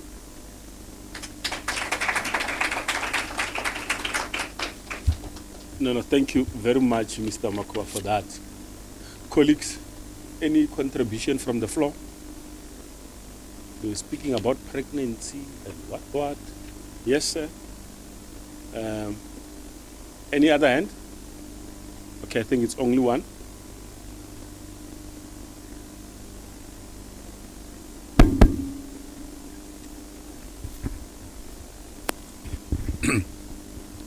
Mr. Makowa, I must say that this is a very, very interesting study. And we are tapping into the field, that no one is interested in. I heard you at the beginning, you mentioned the Labor Relations Act as well as the Basic Conditions of Employment Act. Maybe I was kind of like busy with other things here. I'm not sure if you did look at Section 83A and Section 200A of the Labor Relations Act. Those two sections of the Act, both acts, they talk to who is an employee here in South Africa. And when one can prove, looking at, let me say, any of these factors, then the onus is on the employer to prove that this person is not an employee. Now we are talking about actors and people who are involved in that film industry. Once we are given the time that you must report here at 4 o'clock, because we will start shooting at 6 o'clock, then you are under someone else's control. Other factor here is the hours of work. That if you are given the hours of work, that means that you are an employee. Another one, if you are someone else controls how you work and how you do things in terms of like giving you instructions 1, 2, 3, then you are deemed to be an employee. I don't want to talk about the number of hours and stuff like that. Maybe if you can, relate that model to these broad factors that are there in the Basic Conditions of Employment Act as well as the Labor Relations Act, I'll be happy to hear your view and how we are going to incorporate that to that model, the model that we are referring to. Thank you.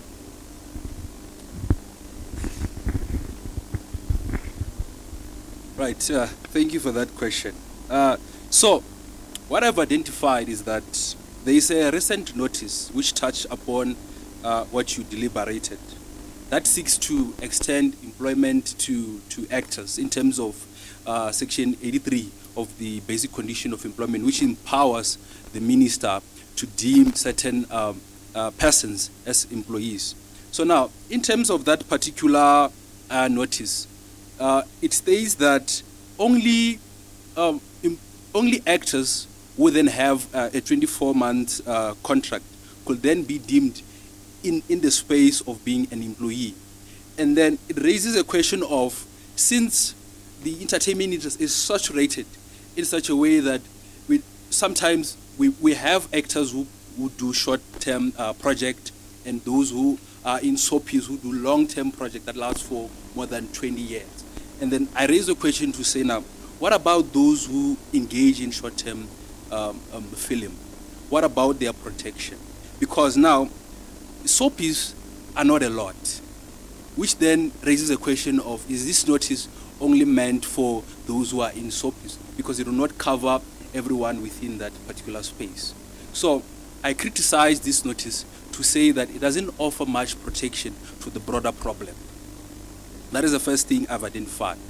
And another aspect is that, as I've mentioned, that the entertainment industry, it is quite different from the normal traditional employment, because some of the factors, such as the actor's body being the instrument of the employment, it then contradicts what the traditional employment offers. Because if we look into maternity, and then the employer needs to then provide maternity leave to an employer. And then we look into the fact that, but the body of the actor is the instrument of employment. So now it raises a question of, how will we then protect that particular employee? Because the moment an actor's body changes, it then affects her employability. Because when they hired that particular actor, they looked into their body, they looked into their height. So it's what I mentioned here when I say it is a conventional employment fallacy, because we assume that these laws can be applied into this particular sector without engaging practically to the reality on the ground. I hope I don't want to go further than that. Yes, 11 minutes.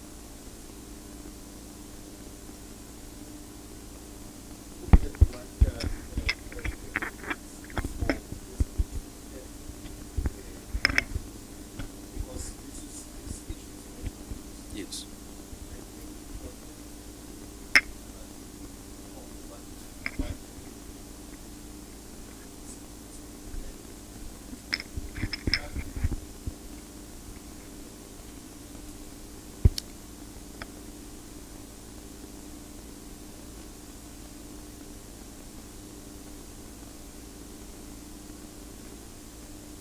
Yes, thank you for that recommendation.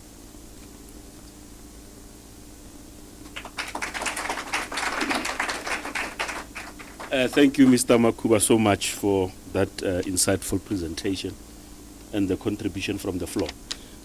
Can I check, is Mudauti present? Because earlier the person was not here. Okay, we are moving Seabela NA. The person was absent. Mashiani TA, person still absent. Okay. Can we then move to our doctoral candidate, Tlongwane RG? Can we give Tlongwane RG a warm welcome, colleagues?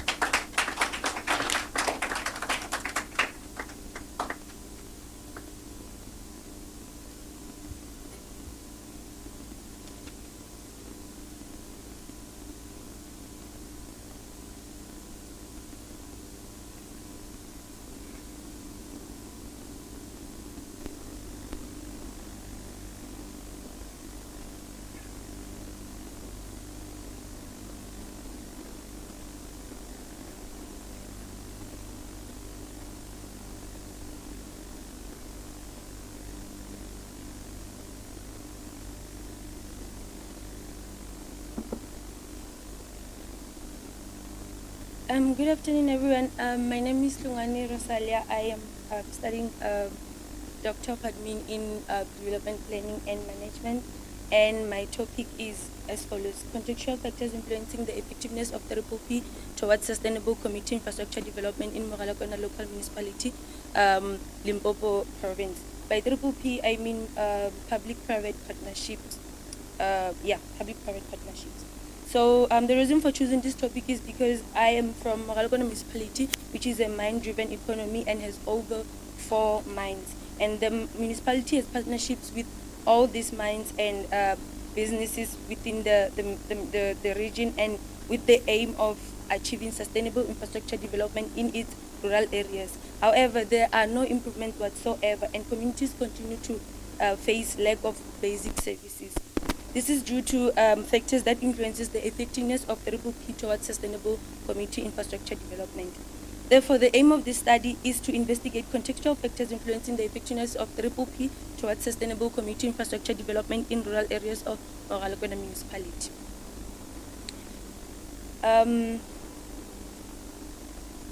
So the methodology that this study adopted is qualitative approach, as this study relies heavily on the review of existing literature and chosen case studies to achieve its objective.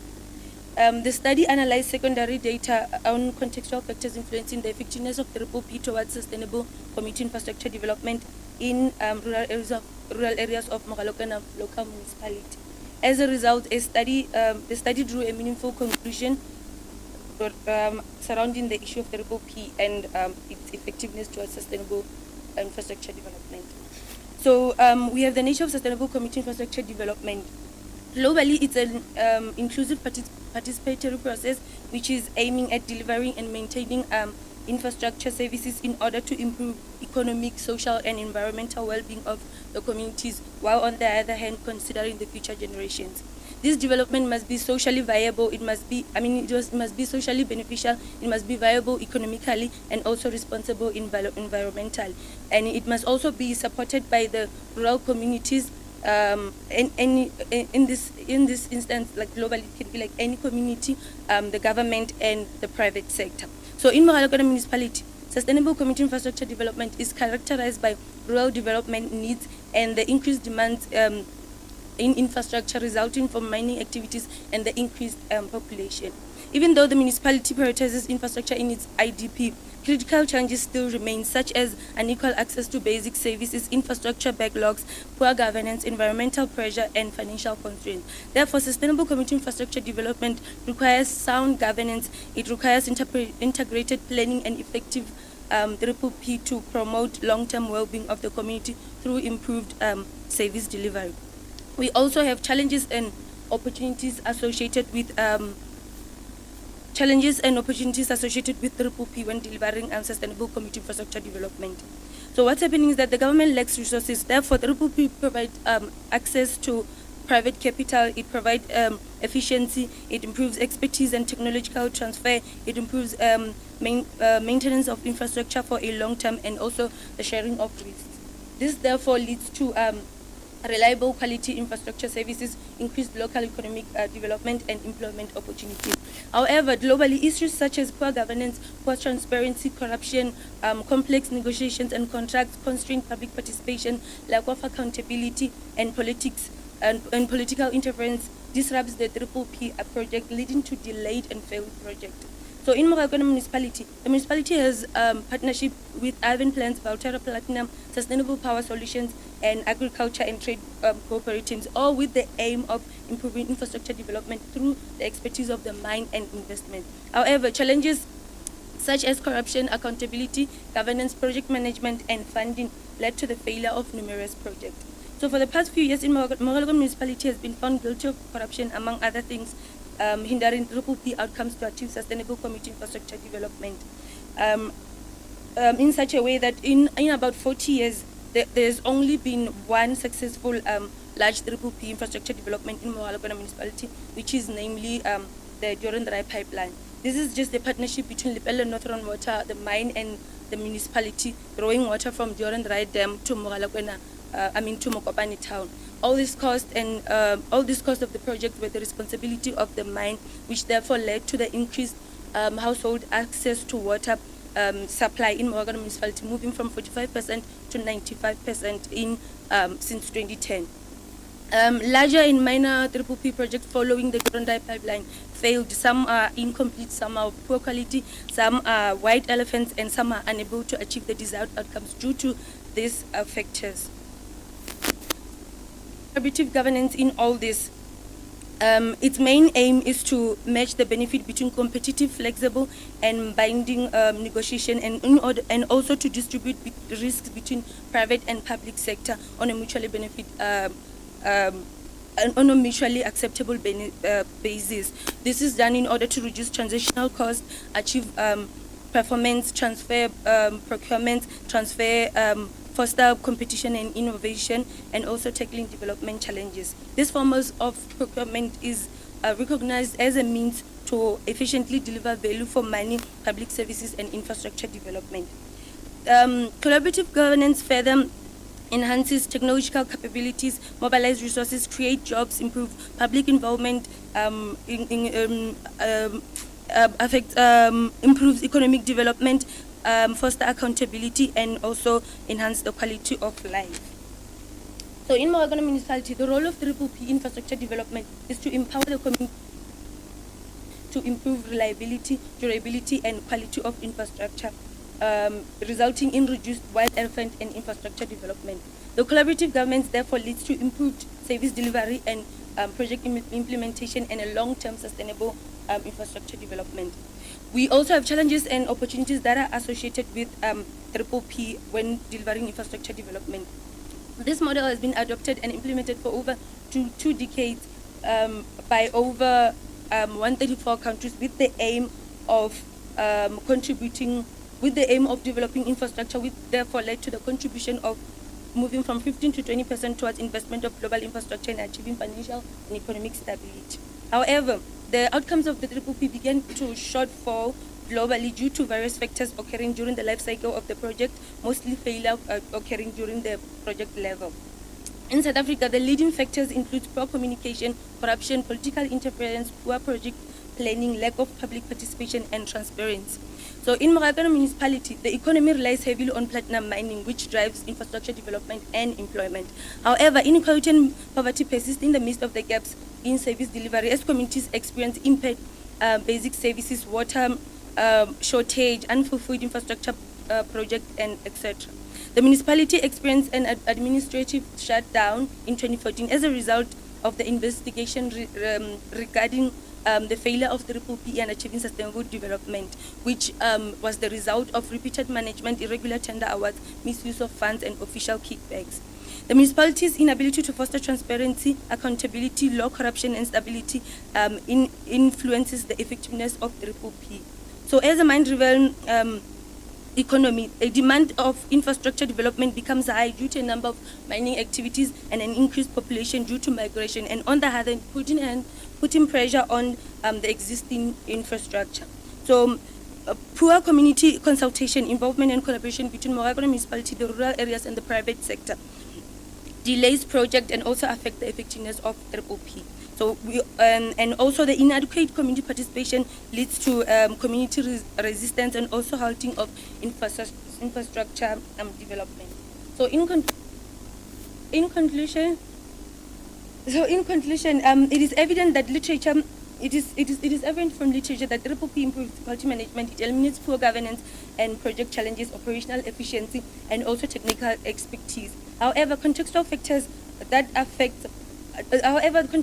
challenge and the effectiveness of Triple P and achievement of community infrastructure development. Thus, it can be deduced that through Triple P, sustainable community infrastructure development can be achieved if these factors are eradicated.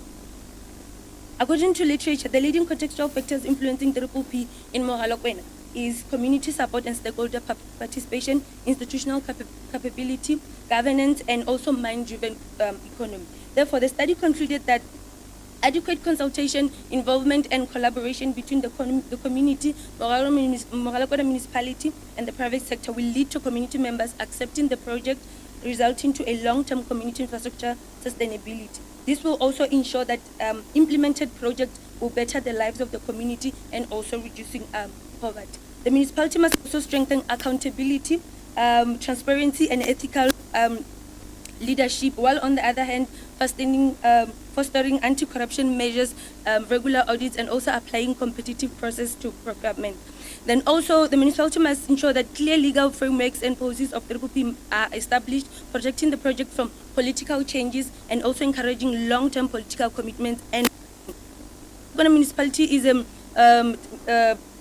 mind-driven economy. The municipality must also ensure that Triple P project allows for maintenance of existing infrastructure as the demand grows due to increased population. For example, the N1 road from Mokopane to Tamansi, it's old, it's a two-way, and it's always congested, and an expansion is also necessary to accommodate the increasing population and the mining activities. So the municipality must also train and must also employ and train existing officials in Triple P planning, contract management, and procurement. Therefore, the study concludes that this will reduce project failures, delayed project, poor projects, incomplete project, and poverty and inequality, and improving the effectiveness and outcomes of Triple P in achieving sustainable community infrastructure development. Thank you.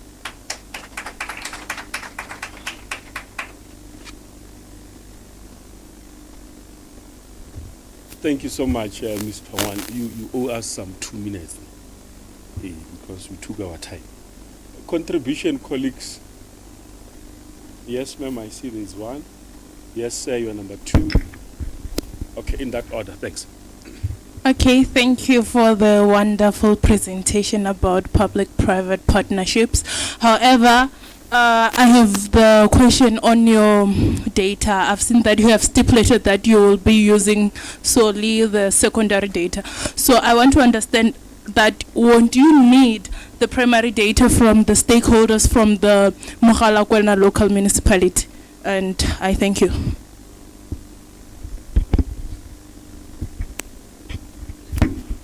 Thank you.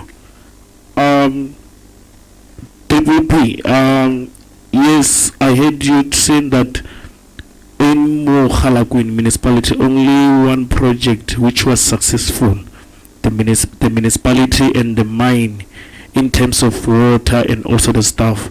So yes, the municipalities in direct contact with the community, do you think it is still relevant for the municipality to continue making the relationship with the external stakeholders in terms of since the municipality are the one rendering the service and other things? Do you think it's still relevant for the municipality to continue with the Triple P, the relationship with the private sectors? And then why do you think so? Thank you.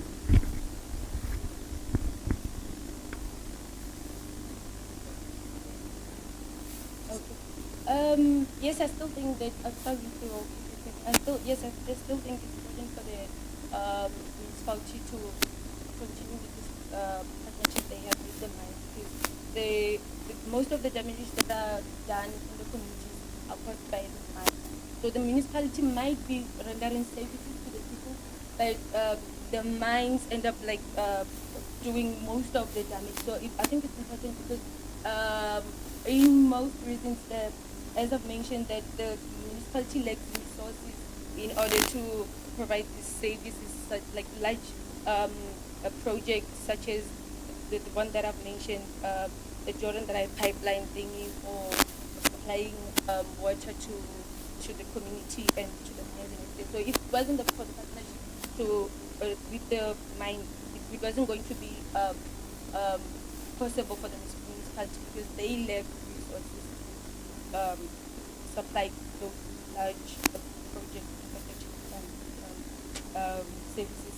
So for your question, secondary data thing, it was just for the purpose of this presentation, of ongoing research that I'm currently doing for my study.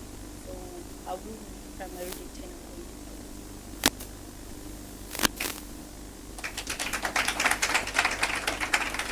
Thank you so much, Ms. Klongwan, for that presentation.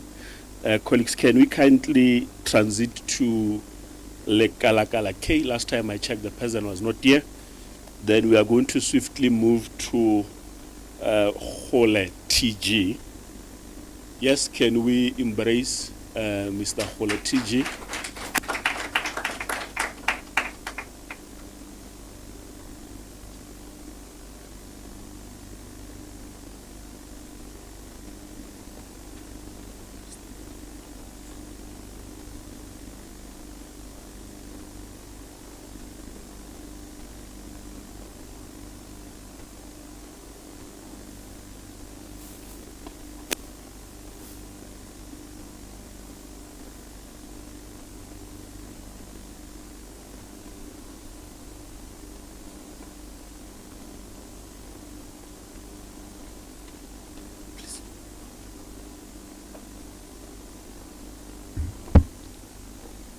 Good afternoon, colleagues.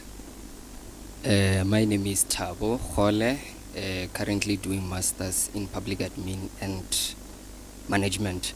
The title of my paper is Protecting the Integrity of Electoral Commission, Assessing the Effectiveness of EC Governance System in Event Fraud in South Africa.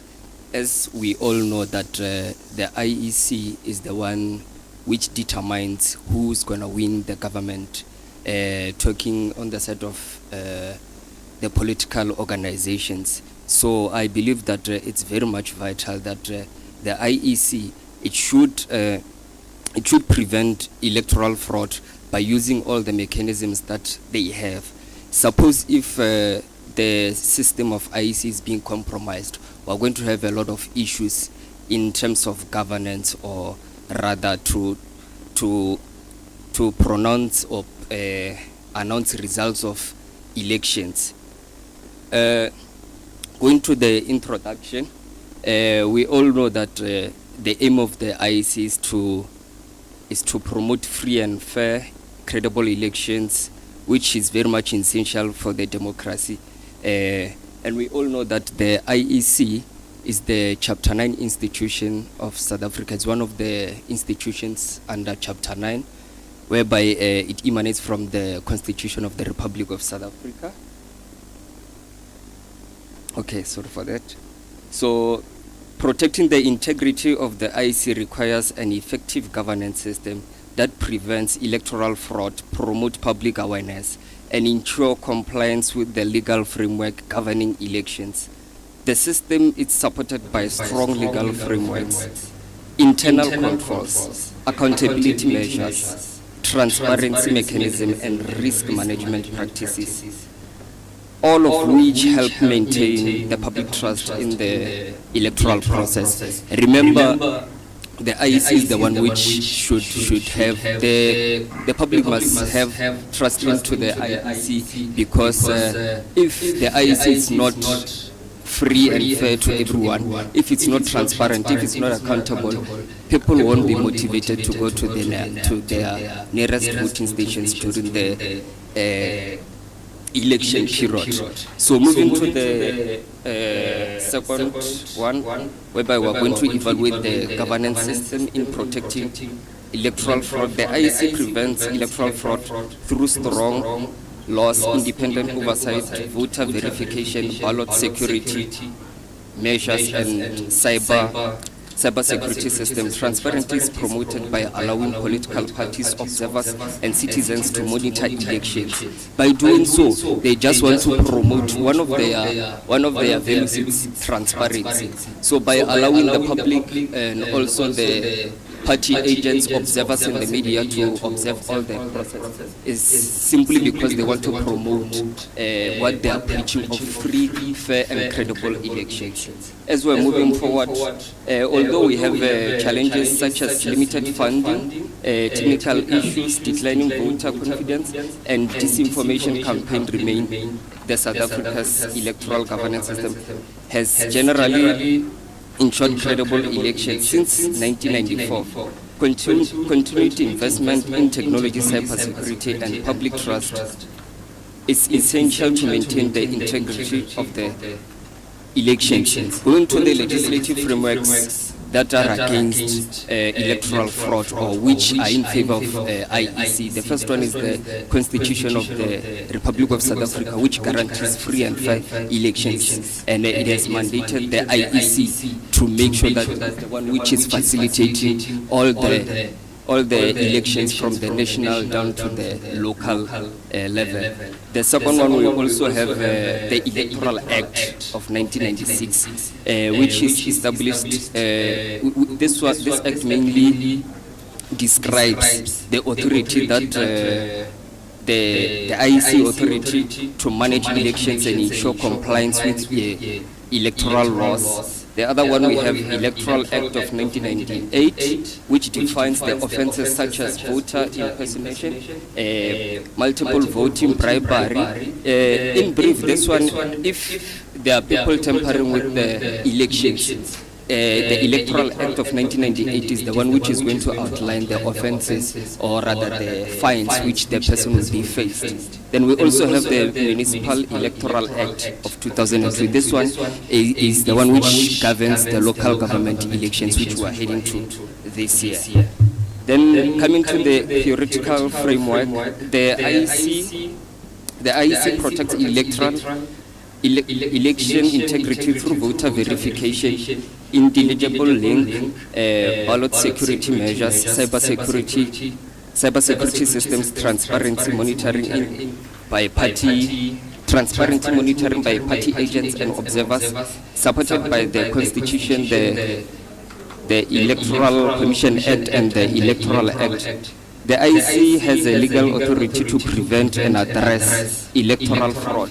Overall, the governance framework is based on institutional theory and also the good governance principle in promoting accountability, transparency, and also the credible elections. Then I'm just going to go just in brief the causes of electoral fraud.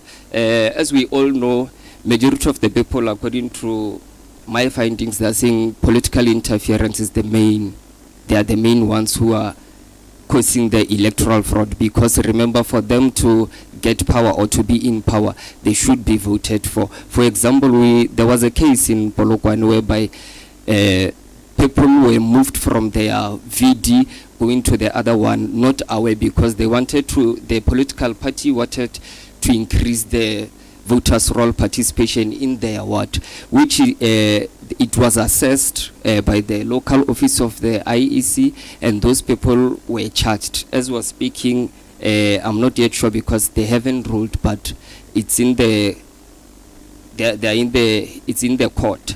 So going to the key measures in preventing the electoral fraud. Preventing electoral fraud requires a combination of technology, voter education, which I believe this year we have been seeing a lot of people from IEC, municipal outreach coordinators, who are doing voter education. I even saw them in our university this year multiple times, whom they promote the voter education, informing the learners or the community to be aware of any activities that are against the IEC. So the aim of this awareness is to educate the community to be aware and also to be able to detect if people are practicing fraud against the electoral commission. Then also we have we have advanced technologies such as biometric verification, identification, whereby if I go to a voting station, I'll have to come up with my ID. That one, they'll be doing the identification verification, ensuring that I'm the person in the ID, so that they avoid those things of people voting multiple times. Then also, for the sake of time, I'll pass this one. Going to the recommendations and conclusion.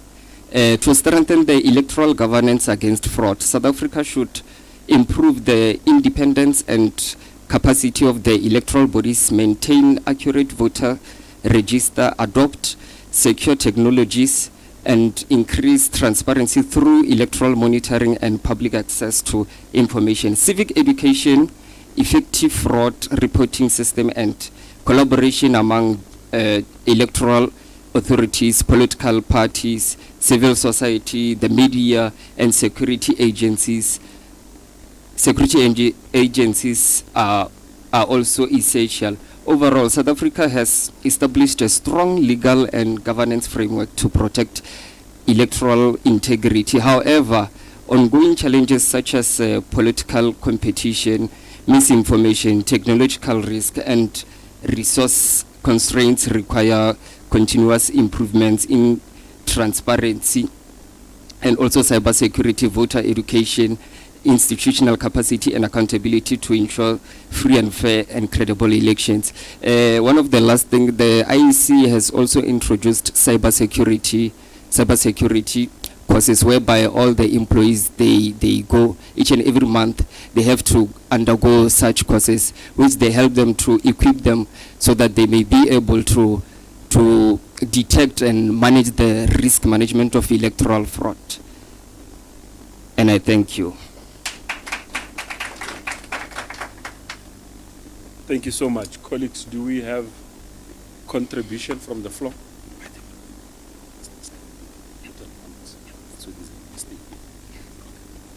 Contribution, colleagues? Yes, sir, you are noted. Okay, ma'am, I didn't see you. Thank you. It was a good presentation.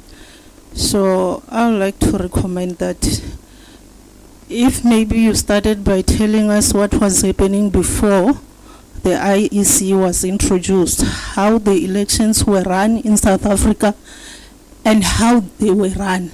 Then you come up with the explanation why it was introduced. I think it was going to be more interesting as we know what was happening, and just a little bit of a history on how elections were run in South Africa. Thank you.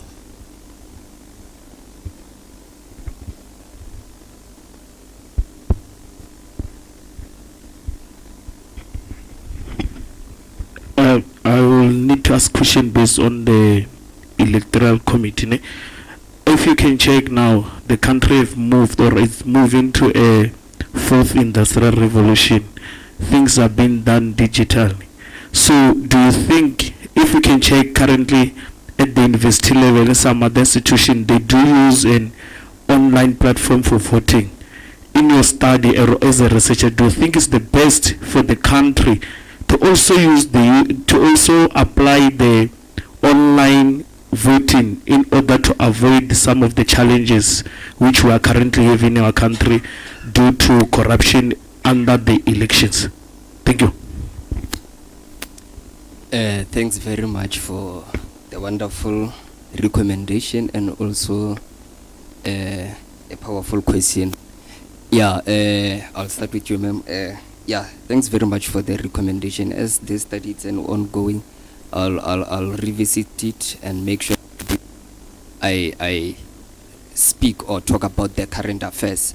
I must come up with the background of what happened before we came to a democratic governance. Thank you. My brother, then moving to fourth industrial revolution, I believe that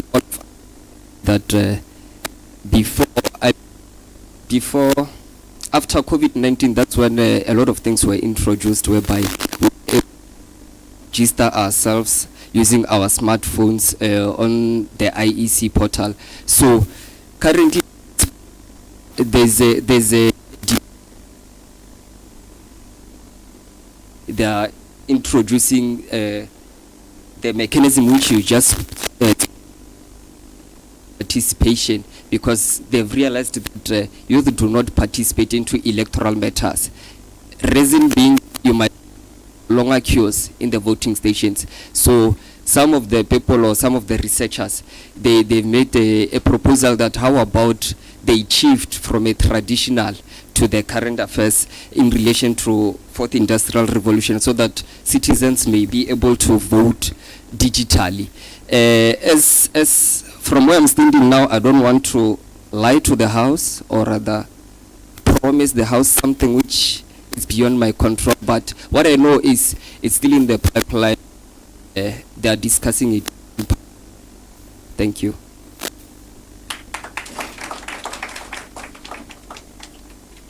So you can sit there, you are sorted.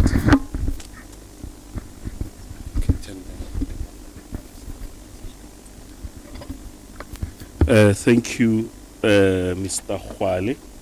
Khole, sorry, apologies. By the way, Mr. Khole is master's candidate. There is an error here. Now we are moving to Maringa HS. You are here. We almost skipped you. Earlier you are not here. Ah, yourself. Come.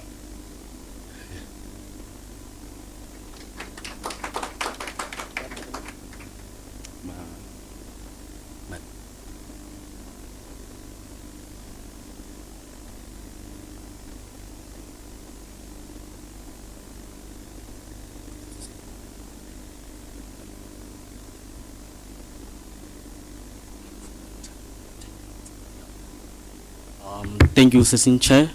I would love to pass my humble greetings to everyone. I am Hlahla Maringa Solomon, currently pursuing my honors in economics, and my proposed topic focuses on the impact of private.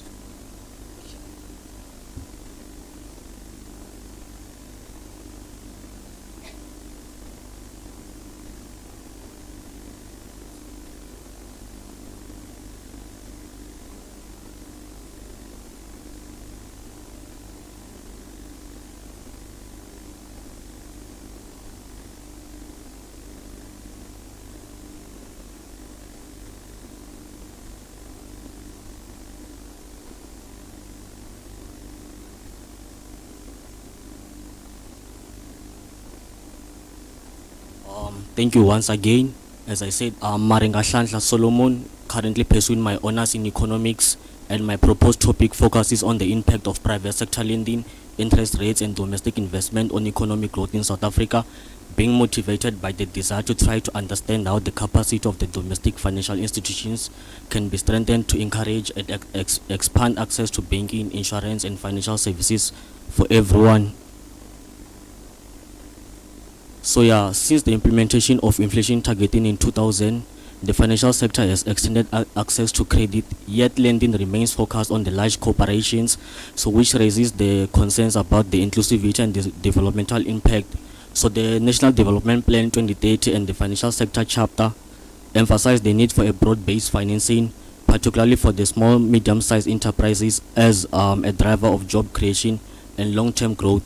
So the effectiveness of lending is basically significantly or influenced by the prevailing the effectiveness of lending is significantly influenced by the prevailing interest rates and domestic investment level. While higher interest rate reduce the demand for credit and discourage investment, higher domestic investment boosts production capacity, it promotes technology and generates employment creation. So Trading Economics 2026 reports that private sector lending in South Africa increased by 8.5%, marking the highest growth rate since October 2020, which aligns with international trends in a sector that is expected to reach $3 trillion by 2028. But despite this 8.5% increase in private sector lending, South Africa's economic growth remains below expectations, with our GDP averaging below 2%. Domestic investment remains weak at 14.5% of GDP, and the prime lending rate just recently increased to 10.5%. So this suggests that credit expansion is declining to translate into sufficient investment and output, thereby limiting its effectiveness as a developmental instrument in South Africa. Then moving on to the aim, objectives, and the research questions. There are 3 objectives that this study tends to fulfill, but with objective 1 and objective 2, it is more of the same objective. So I have decided to combine them, and in place of objective 2, I included another objective. Then following the objectives, the following research questions have been posed, and today I'm going to look at the research question number 3, which focuses on the causal relationship. And on this causal relationship, I'll focus on the causal relationship between private sector lending and interest rate. This is for me to give you a bit of a light whether we are having a supply leading hypothesis, meaning that are we moving from lending going to growth, or we have a demand following hypothesis, meaning that are we moving from growth going to lending. And then in terms of the literature review, the financial intermediation theory by John Galley and Edward Shaw, 1960, emphasized that the financial intermediaries enhance economic efficiency by mobilizing the savings and allocating credit to productive investment, thereby lowering the transactional cost, adverse selection, and asymmetric information that might hinder business expansion. But however, the effectiveness of lending depends on the efficiency of a financial system. So if a financial system is inefficient, then that means that the economic growth will result slower. And then moving on to the empirical literature review, Shaban and Nimbarnya 2023 carried out an investigation on the impact of foreign direct investment and domestic investment on economic growth in South Africa. So their research utilized the ARDL model over the period of 1960 to 2019, and they found out that more focus is required on domestic investment, as it offers a steady source of economic growth, highlighting a positive and statistically significant relationship between domestic investment and economic growth in the long run. And then Brian and Hernandez and Reyes Ortega 2025 used the bicentennial model to estimate or to analyze if formal loans boost SMEs performance. So they conducted a meta-analysis on 24 studies and found out that financial credit improved the performance levels of SMEs, increasing their job creations by 12%, profits by 17.6%, and the sales by 18.3%. So this evidence highlights a unidirectional relationship between private sector lending and economic growth, supporting the supply leading hypothesis, meaning that they were moving from lending going to growth. And then in terms of the methodology, the study is quantitative in nature and uses secondary data. Then it utilizes annual time series from 1999 to 2024. Then the World Bank has the archives of the data from which the information was retrieved. So the focus is on economic growth as the dependent variable, which is regressed against private sector lending measured by the domestic credit to the private sector by the financial sector as a percentage of GDP. We have our gross fixed capital formation measured by gross fixed capital formation percentage of GDP, and last interest rate measured by the lending rate annual percentage. And then the functional forms, equation 3.1 is the basic functional form, and then equation 3.2 is the logarithed functional form of which the study used. And in terms of its estimation techniques, we have the ADF test for the stationarity test, the bounce test for co-integration analysis, ARDL, long run and short run results, and then the issues of causality will be estimated using the Granger causality test. And then to test the validity and the robustness of the model, we'll use the diagnostic test and the stability test. And then table 4.1, although you might not see this, is the augmented Dickey-Fuller test, which revealed that all variables are non-stationary at level but become stationary after first differencing at trend and intercept. So this concludes that the series is integrated of order 1, which satisfy the precondition or the requirement for co-integration analysis. And then table 4.2 on my bottom left is the bounce test results. And then it reveals that the computed F statistics 6.38 is greater than the critical values of the upper bound and the lower bounds at all levels of significance, 10%, 5%, and 1%, suggesting that the variables share a long run co-integrating relationship, meaning that they are moving together over time. And then table 4.3 on the top right is the long run results, and they reveal that private sector lending carries a positive yet an insignificant relationship with economic growth in the long run. So this implies that when private sector lending increased by 1%, then economic growth will increase by 0.171%. And then these results are consistent with Ratombo and Mungale 2024, whom revealed that private sector lending significantly influenced economic growth in South Africa between 2020 and 2021. And then moving on to interest rates. Interest rate shares a negative and significant relationship with economic growth in the long run at 1% significance level. So this implies that when interest rates increase by 1%, then economic growth will decrease by 4.35%. And then these results are consistent with Akenwale 2018, whom revealed that interest rates have a negative and significant effect on economic growth in Nigeria between 1986 and 2019. And then table 4.4 is the error correction model results, and then our error correction term is negative 0.7152 and is statistically significant at 1% significance level. So thus the regression model indicates convergence at the speed of 71.52%. This means that any disequilibrium in the model will be corrected by 71.52% annual or in each period. And then we move on to the Grenga causality results. So they reported a unidirectional relationship running from economic growth going to private sector lending. So this suggests that growth in economic activity stimulates credit demand in South Africa.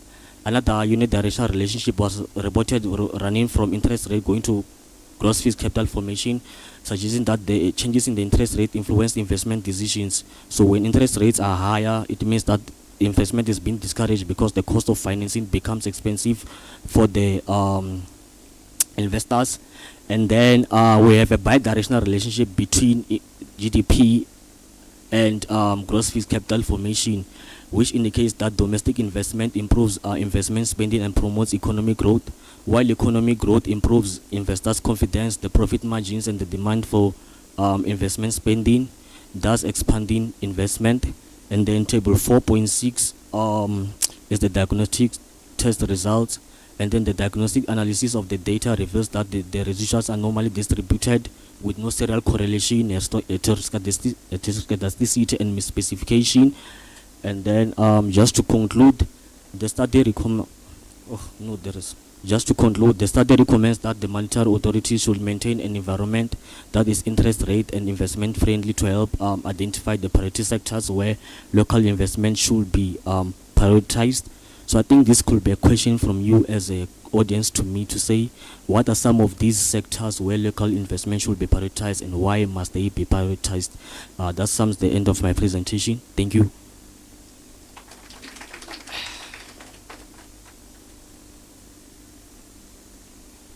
Thank you so much, Mr. Maringa, for that insightful presentation.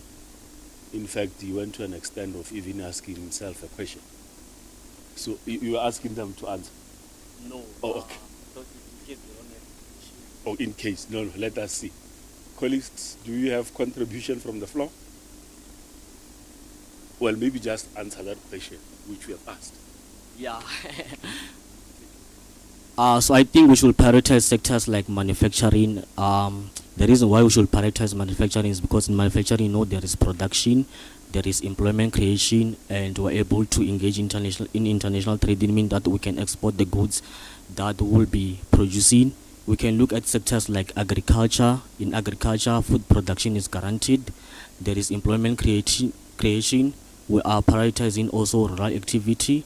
And we can also engage in international trading by exporting the plants that the food that we'll be producing.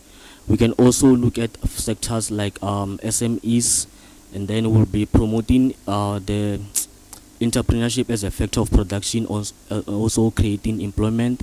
We can also look at technology because there is productivity and innovation. And then thank you. Thank you so much, Mr. Maringa. Colleagues, we are moving from Mr. Maringa to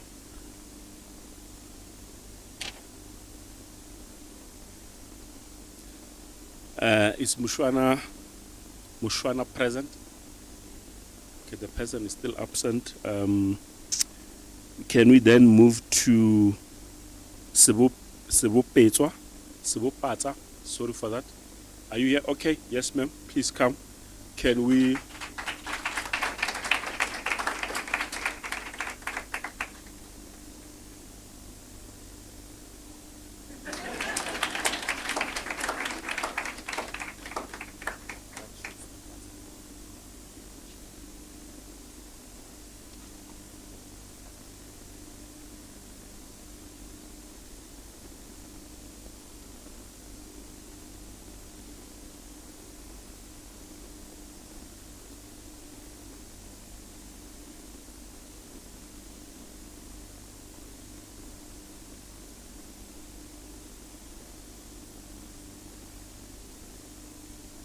Good morning. Good afternoon.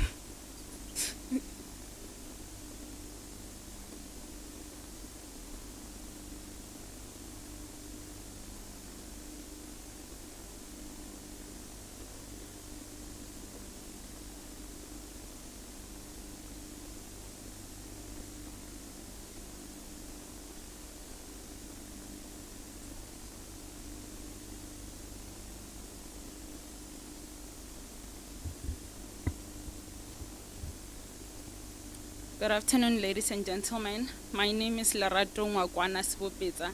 I'm a master's candidate in the Department of Business Management at the University of Limpopo. And the title of my study today is the role of underdeveloped cities in achieving sustainable and inclusive development, challenges and opportunities within the 2030 Agenda for Sustainable Development. I became particularly drawn to this topic because many African countries continue to face challenges such as poverty, unemployment, inequality, and inadequate infrastructure, despite the existence of the Sustainable Development Goals. So, this motivated me to investigate how governance, innovation, and ethical leadership can contribute to sustainable and inclusive rural development, where I ultimately wanted to look beyond the challenges and also consider the opportunities available to help underdeveloped cities with to help them towards the Sustainable Development Goals. Now, since I've explained the motivation for my study, I will move to the prompt statement. Despite the adoption of the 2030 Agenda for Sustainable Development, many underdeveloped cities continue to experience persistent development challenges. This is important because the 2030 Agenda provides a global commitment towards the sustainable and inclusive development, and there remains a gap within the underdeveloped cities where there is still no development and the commitments of the 2030 Agenda are still in progress. So according to Kajite and Kangete in 2024, underdeveloped cities continue to face challenges such as unemployment, poverty, inadequate infrastructure, and limited innovative opportunities. And at the same time, weak governance and limited innovation continue to hinder the progress of achieving sustainable development. For example, back in 2024, Monaka highlighted the governance and institutional challenges that affect sustainable development. There's also a further concern in unequal distribution of developmental resources. The World Bank also in 2023 emphasized the importance of investment and institutional capacity for development of this, for the development of the underdeveloped cities. So this brings me to the why of my study. So if we want underdeveloped cities to contribute towards the Sustainable Development Goals, we need to help them overcome these governance, infrastructure, and socio-economic constraints. So therefore, my study explores how governance, innovation, ethical leadership can strengthen sustainable and inclusive development. And in other words, my study looks beyond identifying these challenges to examining the opportunities and approaches that can help underdeveloped cities contributing towards the sustainable development for the Agenda 2030. Now I'm going to look at the aims and objectives of my study. The aim of my study is to examine the role of underdeveloped cities in achieving sustainable and inclusive development within the framework of the 2030 Agenda for Sustainable Development. The aim of the study was the objectives are to examine the role of underdeveloped cities in achieving sustainable and inclusive development. The second one is to identify the key governance, socio-economic, infrastructural, and institutional challenges affecting these cities. The third one is to explore governance, innovation, and ethical leadership that can promote sustainable and inclusive development. And finally, to recommend policy and intervention to strengthen governance, foster innovation, and enhance progress towards sustainable development goals. Now, since we have worked on the aim and the objectives, the literature that this part is going to provide us with the theoretical and the empirical foundation for the objectives that I have reviewed. So, the theoretical literature was drawn on the sustainable development theory, which advocates for balancing economic growth, social inclusion, and environmental protection, of which it emphasizes that where there is it emphasizes that this theory is relevant to my study because it helps underdeveloped.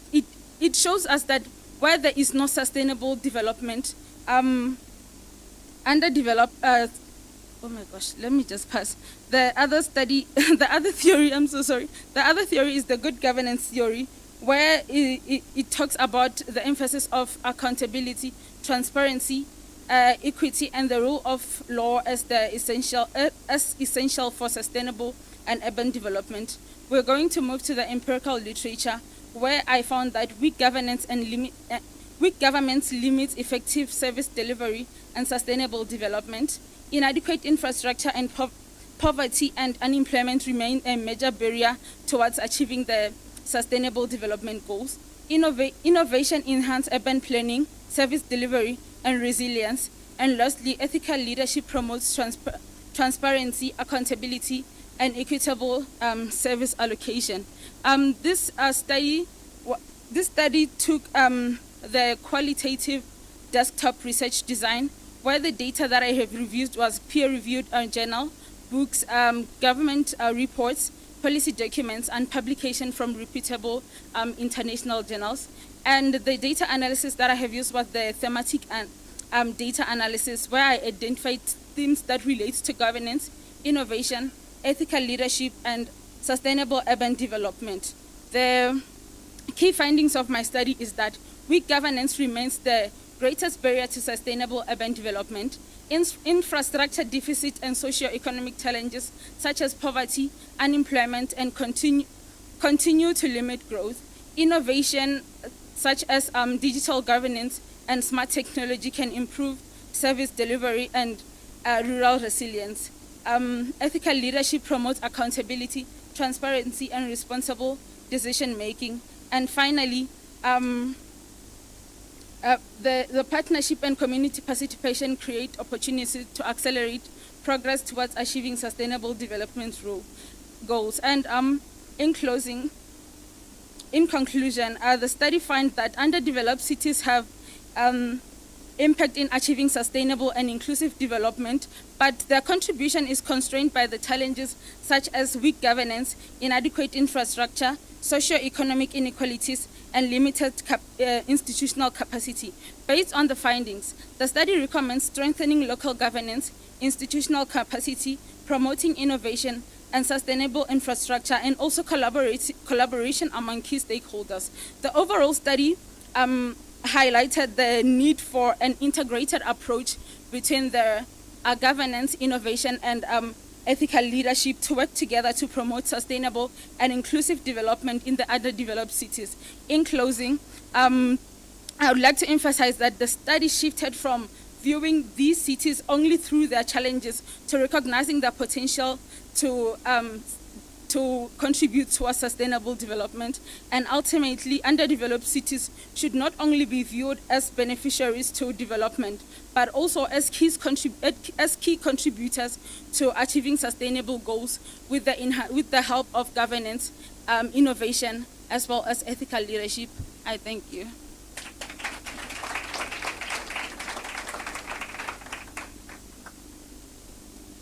Thank you so much, Madam. Colleagues, do we have contribution? Yes, sir, you are noted, you are number one. Doctor, you are number two. Okay? Please shoot, yes. Yeah, thanks very much. I welcome the wonderful presentation. I have some few recommendations with regard to your. I strongly believe that you haven't published this paper yet, right?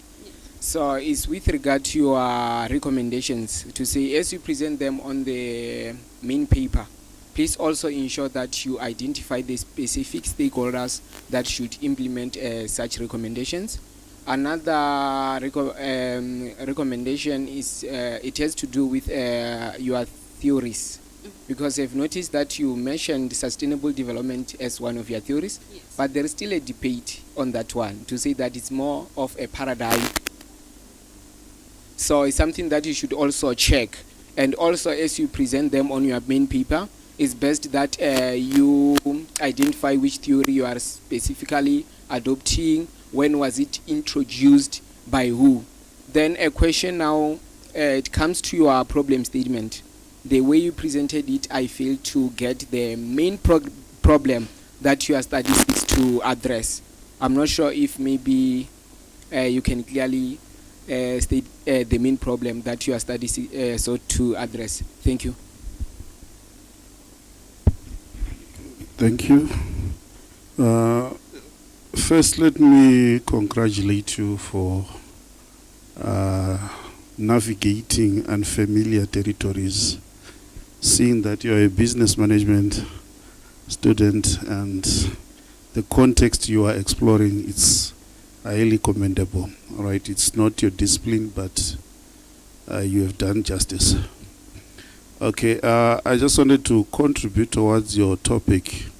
Right, I think the problem which he is trying to allude to, it's actually emanating from the topic.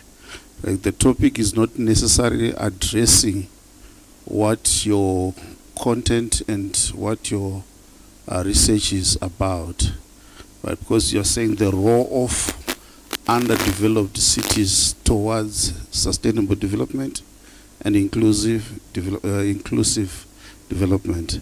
Rather, it should be maybe assessing, right? Assessing underdeveloped cities, right? And their maybe their contribution, or assessing and analyzing them in line with, right? So that you'll be able to see, you'll be able to bring about all those other issues that you are concerned with. Right, and then lastly, I want to also speak about the methodology. I see it often here, right? Desktop methodology, desktop design. There is nothing like desktop design, right? You really need to decide which kind of design is it, right? Yours is more inclined towards content analysis, right, or critical literature. Look at that and consider it. Thank you.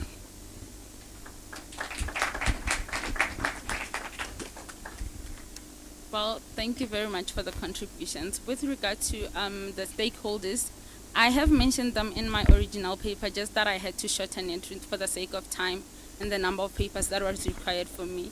And Dr. Masocha, I really appreciate your contribution toward my study, and thank you very much. Thank you so much. I'm just worried because colleagues have been making meaningful contribution, and she was not jotting down those contributions. Maybe if you can assist her, Doctor, my brother, with those contributions, because they were very insightful, and I was worried because she was not writing them down. So she might miss some of that information. Maybe just afterwards here, just kindly assist her with that. Okay. Can we kindly then move to our next presenter, Lekganyane MM? Do we have Lekganyane? Elia was here. It's you, madam. Okay. Let us appreciate Mel Lekganyane as she comes to the podium.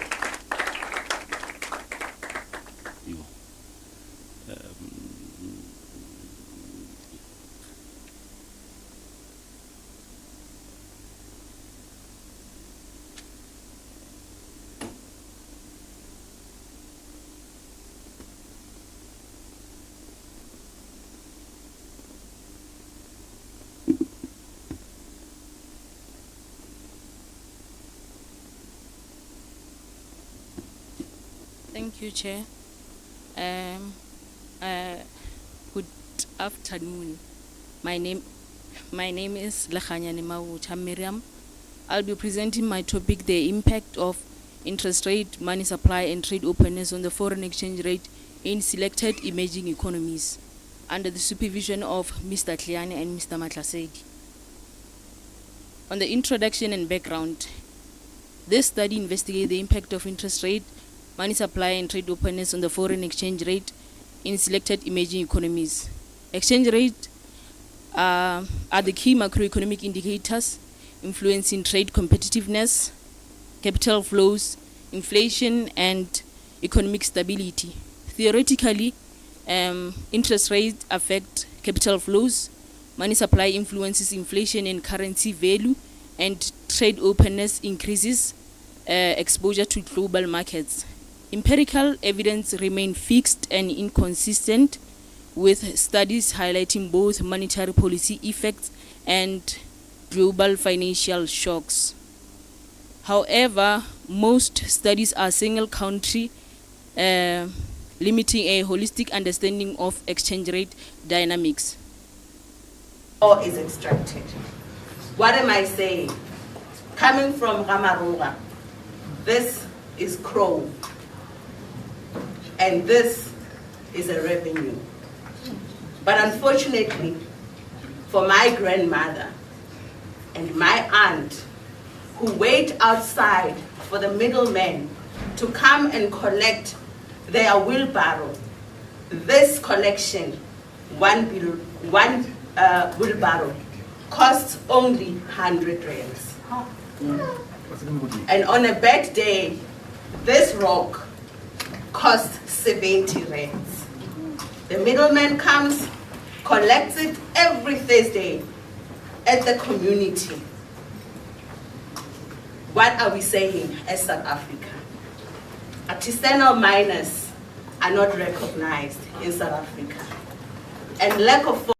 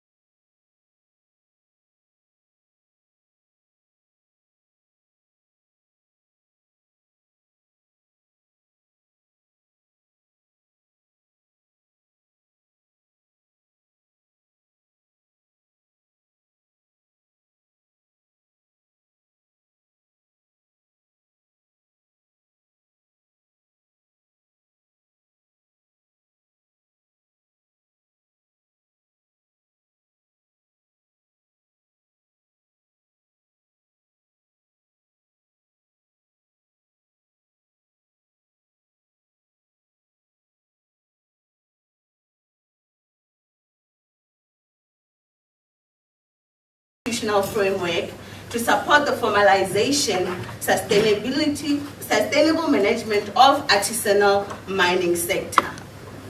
And this, colleagues, because of the limited institutional support, which then creates a weak enforcement mechanism and then increases illegal mining activities. My aim, colleagues, my aim is to identify a regulatory gap between the mining legislations, and I would be using Zimbabwe as well as South Africa being on artisanal mining. And I'll uncover the legal and policy deficiencies that impede the formalization and sustainable governance of artisanal mining.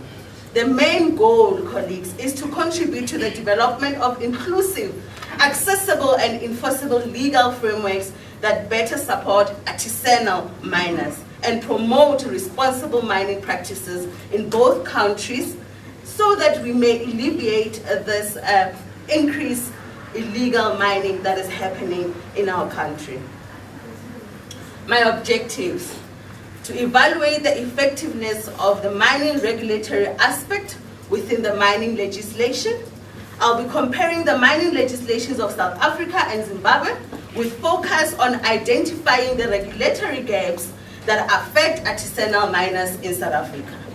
I'll further identify the regulatory provisions or omissions that impact artisanal miners in both countries, while I'll then propose recommendations of making use of artisanal mining to alleviate the pandemic that we have of illegal mining in both countries. Legal framework comparison.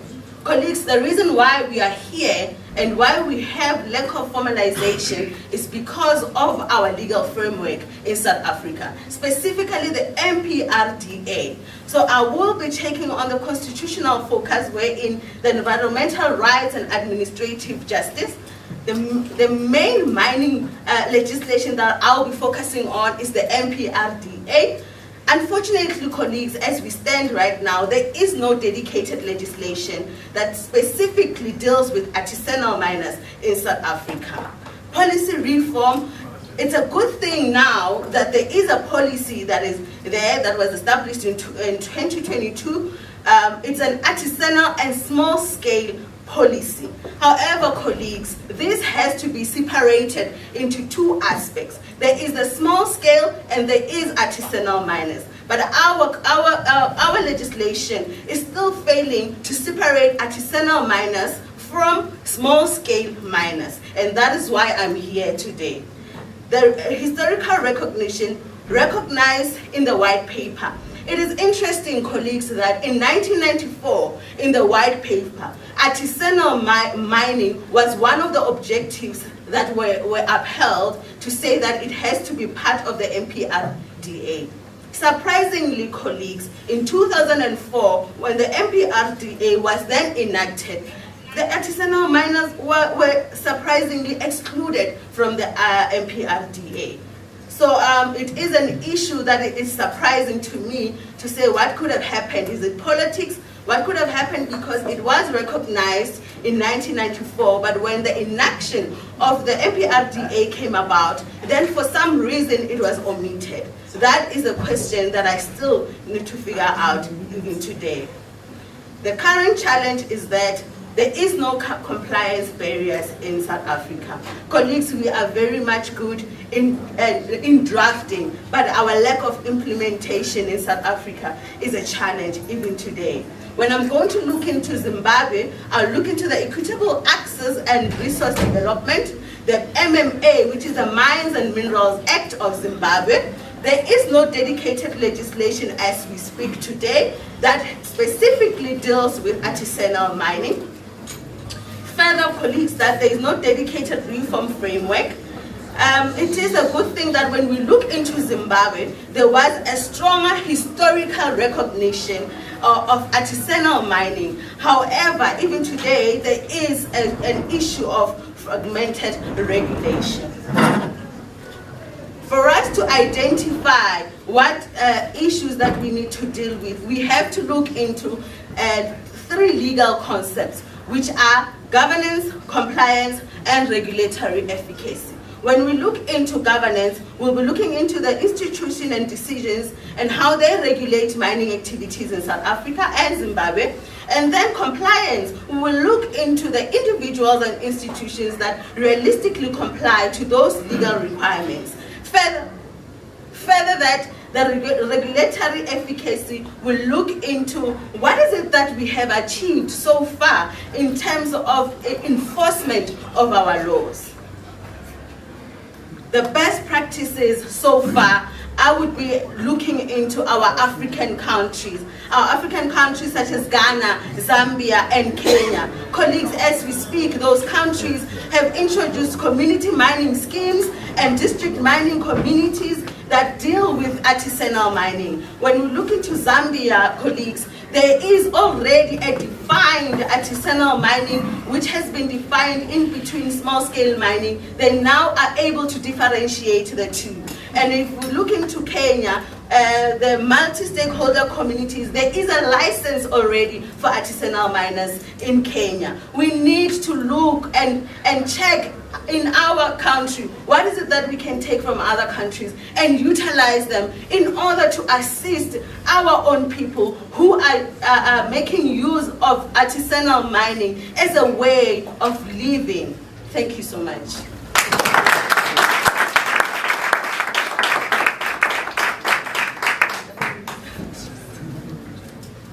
Thank you kindly, Madam Marwa, for the presentation. Where is that stone, colleagues? Must not disappear. Oh, yeah, please, must not disappear. So we are told it's money. Colleagues, do we have contribution, comments, questions for Ms. Marwa?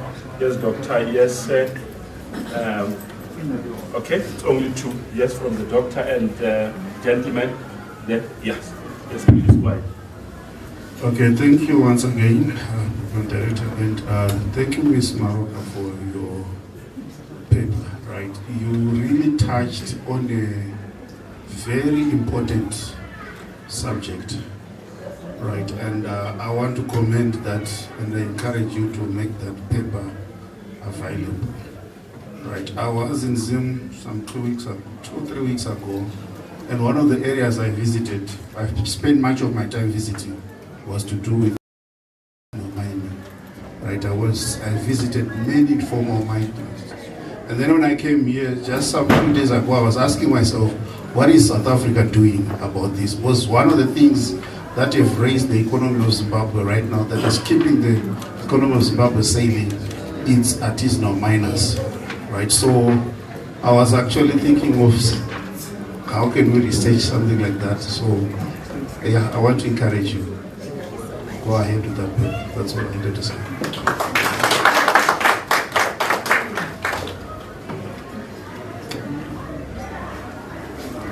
No, I'm the session chair. You can't recognize that. Yeah, right. Thank you, ma'am, for the presentation. It really is one of a kind. My question is, how does the legal framework analysis address socioeconomic issues in both countries faced by artisanal miners? Because these are the cause of these illegal activities. Thank you so much. Maybe before you answer, do we have hands by the way? Okay, those will be the only two hands that I'm going to take. Let us be quick, colleagues. Please go ahead.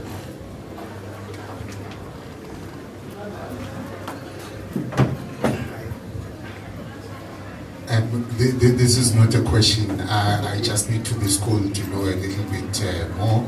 Is there any difference between what is it? Artisanal miners and zamazamas? Because I wasn't even aware of artisanal miners until I heard your presentation. So it's very, very interesting. So thank you so much for schooling us when it comes to these artisanal miners. But zamazamas, is there any connection? Thank you.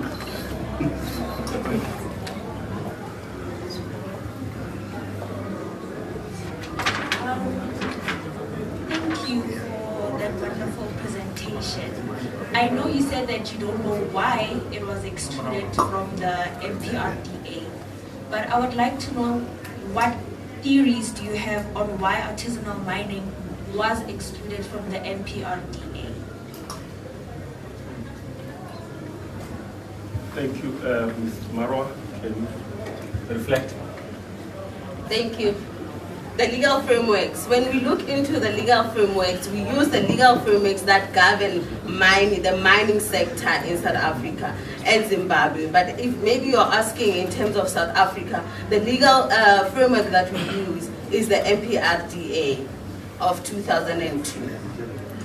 So that's the one that governs all mining sectors in South Africa. I don't know if I answered. You said which legal frameworks are used, right? Okay. Artisanal miners are miners that use rudimentary tools to extract minerals within a community. And if they are in less than 5 hectares of land, so they use tools like shovels and pens and all sorts of things, rudimentary tools. But zamazamas are illegal miners. Those that go into mines that are maybe abandoned and they take over the mine, yeah. And they might even have criminal syndicates, there's middlemen, there's a lot of things involved there. I don't know if I answered, but that is the difference. And then why the MPRDA? Oh, colleague, I am still also do not know what could have been the reason. When that the 2002 Act was enacted, the recommendations that were done in the white paper, some of them were omitted. For what reason? I do not know. But that's what I identified as I did my research, that in fact artisanal mining was one of the objectives for historically disadvantaged individuals in South Africa. But for some reason, whoever then enacted the MPRDA, some of the things that were omitted, one of them was the objectives relating to artisanal mining. So I wouldn't know what came about when the MPRDA was enacted. But I would advise that you go and read the white paper of 1994, and maybe you might find more information. Thank you.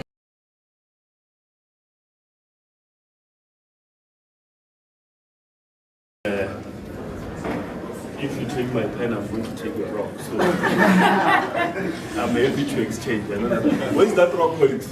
Oh, ladies, that gentleman. We appreciate that.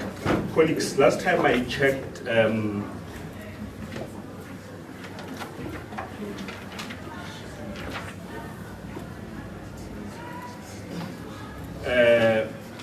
Mate was not here. I'm not sure if the person is here. Okay? And then we have now moving to Pasha KL. Can we appreciate Mr. Pasha KL?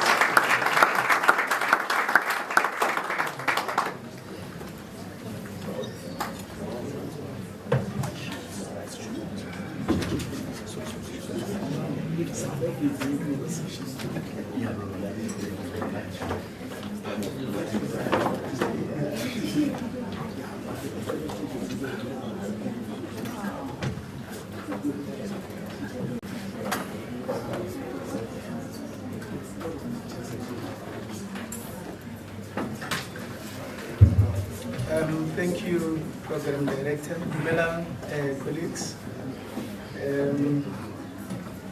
I was telling my colleague I'm sitting next to that I'm about to present and I see my supervisor walking in. I'm like, I'm in trouble now. He's going to be asking more questions. But I acknowledge you, Mr. Njoko, colleagues. My research colleagues, that's the structure of the presentation. I'm not going to take you through that. Or maybe just for you to know the heading, the effectiveness of the implementation of the Municipal Infrastructure Grant, known as the MIG, and my case is Sekhukhune District Municipality. We look at the context and the mandate. The first thing is to look at the global and national mandate. In terms of the global perspective, this work resonates with the Sustainable Development Goal number 9, which is about building a resilient infrastructure and inclusive local government. And we know that the municipal infrastructure grant is implemented within the local government sphere. In terms of the legislative framework nationally, we look at the Constitution of the Republic of South Africa, in particular Section 152, which deals with the objects of local government. And in that section, top of the list, it gives local government mandate to provide sustainable basic services. And then we look at the primary legislation in local government, which is the MFMA, Municipal Finance Management Act, and the Municipal System Act, as well as their respective regulations. The role of MIG, I indicate that the MIG was proclaimed by Cabinet of the Republic in 2003, and it was introduced formally in the 2004-2005 financial year. And its primary objective is to eradicate historical infrastructure backlog and fund basic services delivery, particularly in poor and underdeveloped rural municipalities, as the case of Sekhukhune District. The problem statement and the research gap. Here I talk about persistent deficit, that despite the investment in the form of multi-billion rand capital injections, the Sekhukhune District still faces extreme service shortfalls. And here I give two examples that in terms of water reticulation and access, we're talking about 45% of the population. And that district is about 1.2 to 1.3 million people. In terms of sanitation, we're saying 80% of the population there still uses an hygiene sanitation systems. What is the research gap? I indicate that while macro challenges are widely studied in terms of infrastructure, at the micro level, we still have bottlenecks such as studying reticulation delays, what are the reasons, issues of governance frictions, what is the relationship between governance challenges and the implementation of the MIG, and those issues remain empirically underexplored, the micro ones. The research that I've come across was more broadly macro issues affecting service delivery. What is the core dilemma? The capital expenditure fails to seamlessly translate into reliable daily household service delivery. I think someone earlier quoted the Deputy Chief Justice, who also spoke about lack of the tangible translation of the plans and the budgets into daily service delivery tangibles that people can feel. The core objectives of the research of the study is to assess the impact of MIG funding on reducing local infrastructure backlog, to evaluate service delivery improvements resulting from MIG mega projects, to identify institutional capacity constraints and governance hurdles affecting grant utilization, and lastly, to investigate strategies that will ensure long-term asset sustainability post the funding, which is a gray area. Key research questions, they are linked to those 4 objectives. Thematic literature synthesis, the global funding models, here we're indicating contrasting conditional grant frameworks, e.g. South Africa MIG with flexible revenue sharing and equalization models worldwide. Regional realities, we look at the sub-Saharan Africa and we highlight shared structural hurdles with local revenue bases affecting most of the municipalities, high transfer dependency, that these municipalities don't have a capacity, they depend on their national revenue fund to implement this infrastructure. And lastly, procurement-related bottlenecks continue to be a problem in most of the municipalities within sub-Saharan Africa. Then we look at the O&M that stands for Operations and Maintenance Crisis. which I think colleagues have seen it in the news, is the biggest problem facing most municipalities in South Africa. That yes, infrastructure is funded, infrastructure is put on the ground, but the capacity to operate and maintain that infrastructure remains a huge challenge.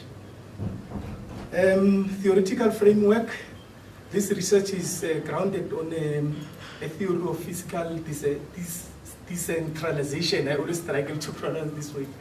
Basically, the core principle of this theory is that when the national government or even the provincial government decentralize resources, it improves allocative efficiency and local responsiveness. So it's a theory that posits that it's a good practice for national government to allocate or assign functions to local authorities, but such functions must be accompanied by capacity, not only financial, but also human capital. I'm sure quoting from the Deputy Chief Justice as well, the issue of capacity, technical capacity at the local government level remains a problem. Application to study explains why financial transfers alone fail. Local administrative capacity, fiscal autonomy, and governance quality mediate the final outcome. Bridging the gap connects the macro fiscal policy directly to micro municipal implementation failures observed in Sekhukhune district. The methodological blueprint or the philosophical assumptions, the paradigm is constructivist paradigm, acknowledging subjective, socially constructed realities of service delivery across the participant in the district. The approach is qualitative research approach that emphasizes narrative data, lived experiences of different participants, and is also contextual.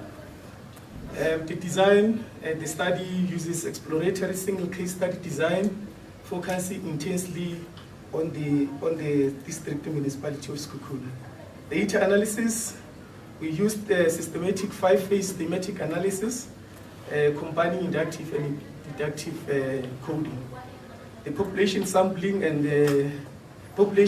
and trustworthiness, target population, it was key municipal, provincial, and national stakeholders, and we used purposive sampling, wherein 12 participants were interviewed, which in the main are practitioners in the service delivery space, implementing the municipal infrastructure grant. And these were drawn from COCTA, National Treasury,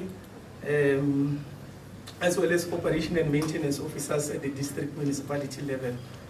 Triangulation and quality control, data cross-verified via primary interviews, secondary municipal documents such as the IDP and quarterly performance reports, and to ensure that we cross-reference, we then did the physical sites visits, targeting at some of the mega projects such as the Huop water treatment works, which is from my sister who just presented here, Hamaroha site of Tubatsi in Sekhukhune, as well as Hamampugu bulk line.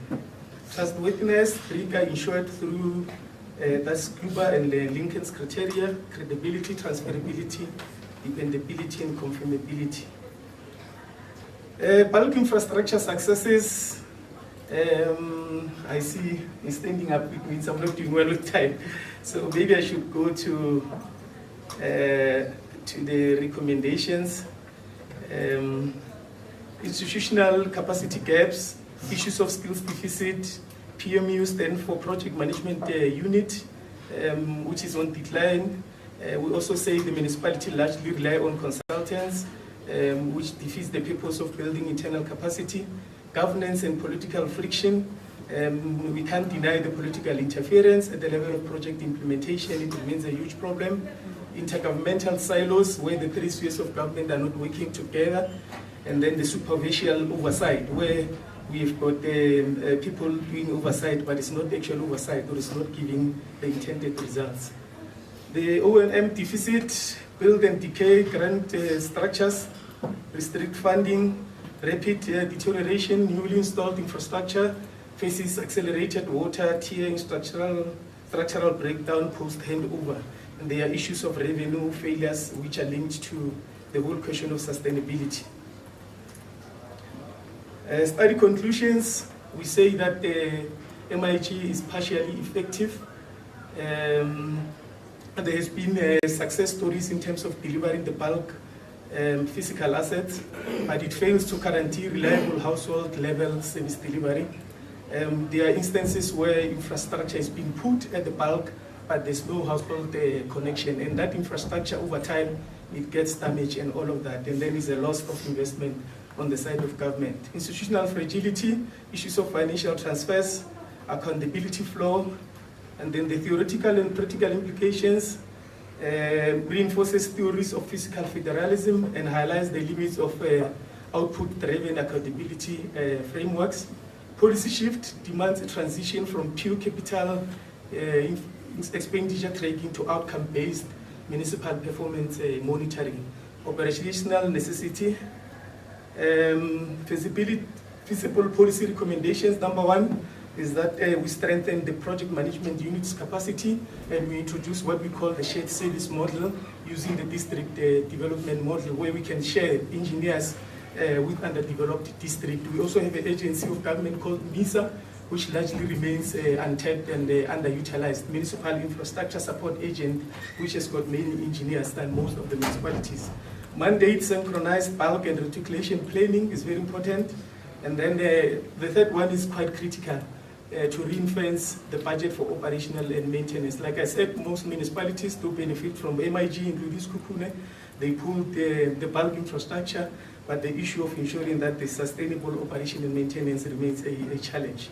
Transition to outcome-based monitoring, and then lastly, formalize community stewardship programs. What we've seen is where the community is not involved, some of these projects end up not being successful, but where you've got active community oversight and participation, the projects end up being successful, including the issue of revenue collection. Thank you very much. Thank you, Mr. Pasha, for that insightful presentation. Although you went over and above, sorry. No, it's not a problem. Colleagues, do we have contributions, recommendations for Dr. Pasha? Yes, Doctor, you are number one. Okay, please shoot.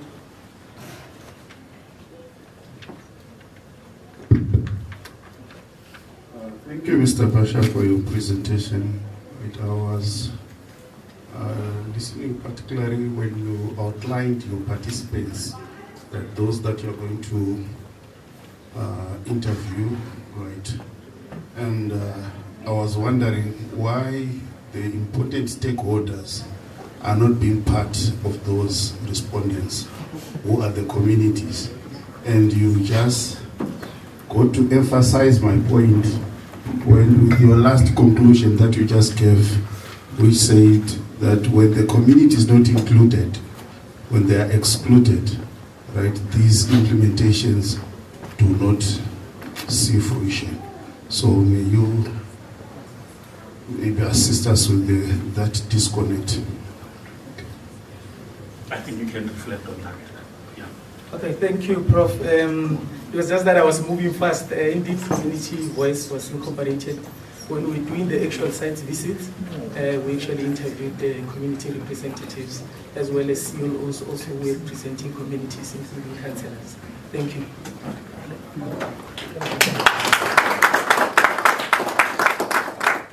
Colleagues, I think we are okay. Before, let me just verify. Do we have Mango? Yes, yes, please. Yes, thank you so much. Thank you so much, Mr. Pacha. Do we have Mango TS? Earlier when I called the name, the person was not here. Okay, it appears that we are at the end of our session. Where is Tata Matla or Madam? What is the way forward now? So all of us, we must transit to that vein. I'm advised that colleagues, we must transit to that vein, all of us. Thank you so much.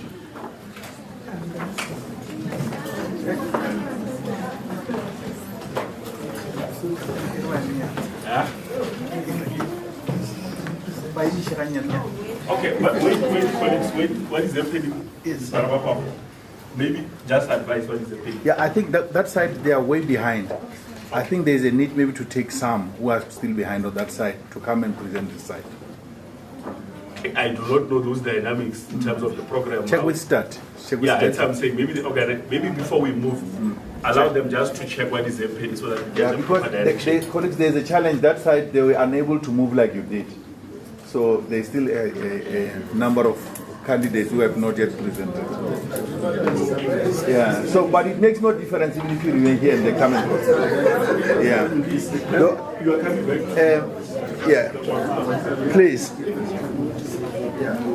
Because that side you wait for one person and this side is not going to be used. Yeah. Let's quickly check.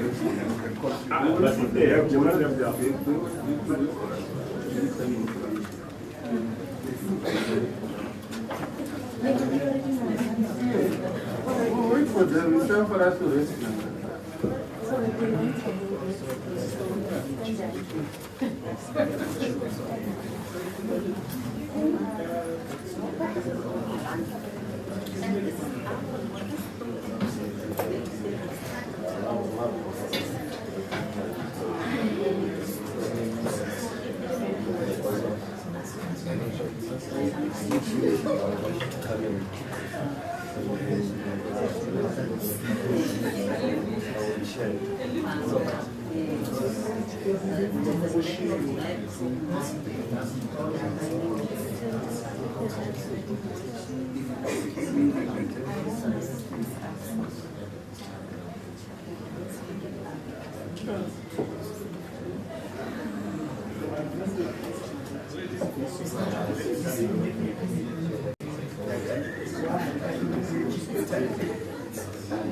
How are you doing? Good. When are you presenting?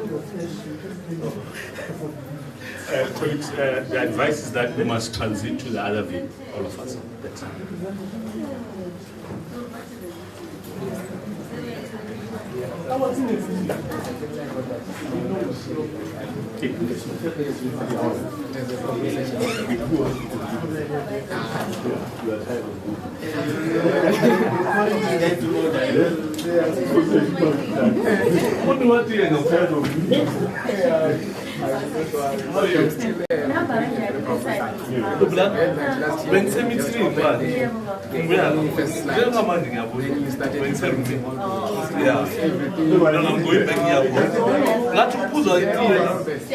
Because you just opened the Facebook.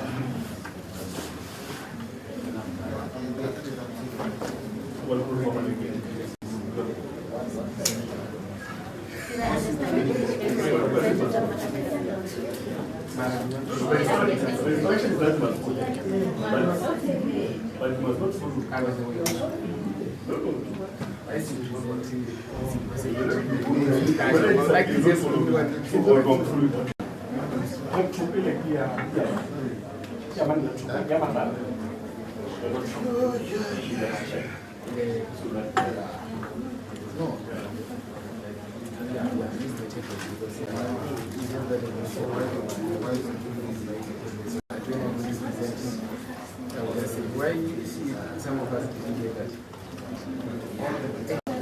I read. So yeah, I went for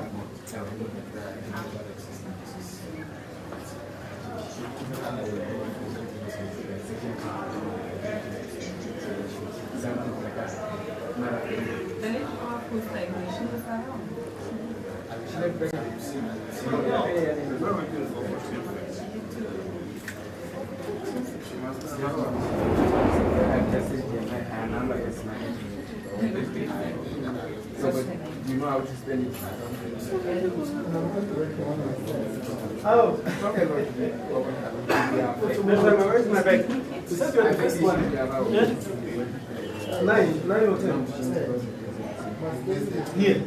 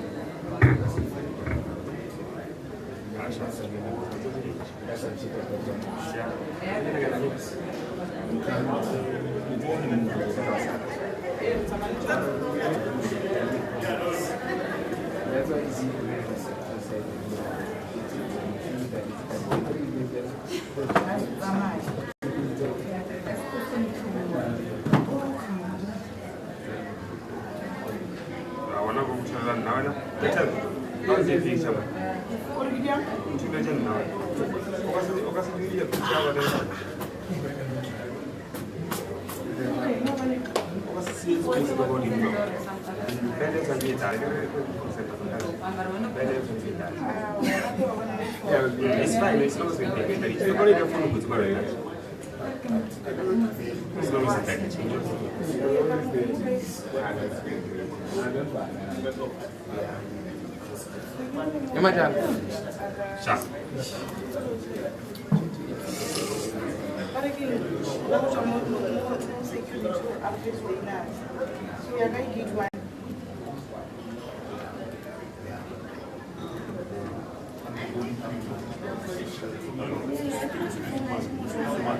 Yeah, this is another interesting. Action.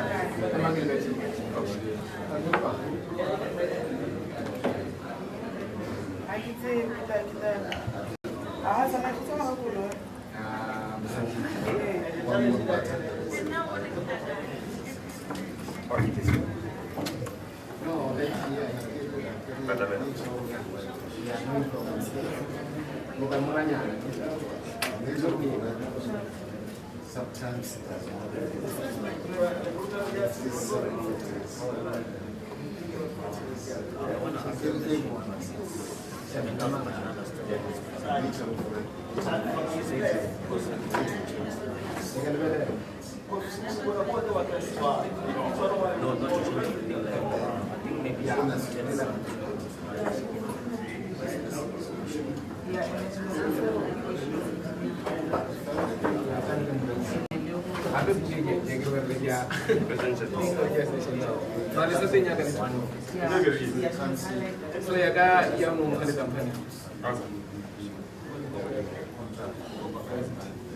So let's see.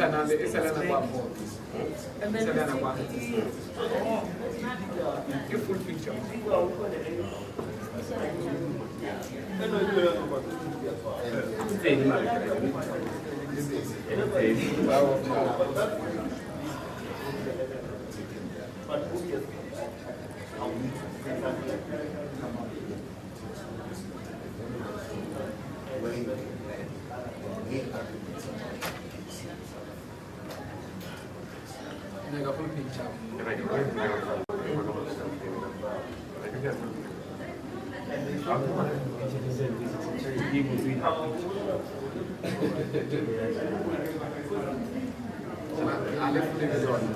So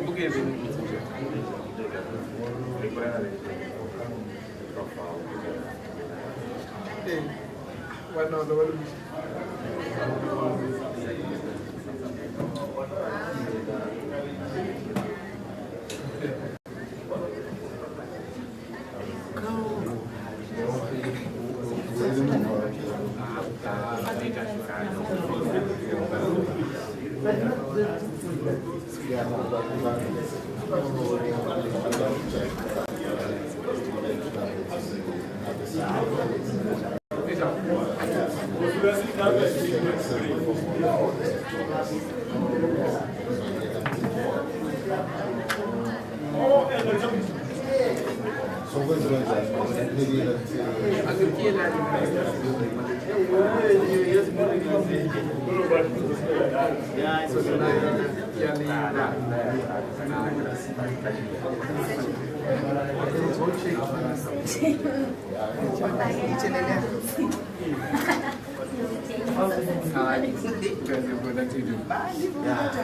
I should pack my things and disappear. I should disappear. So you're around.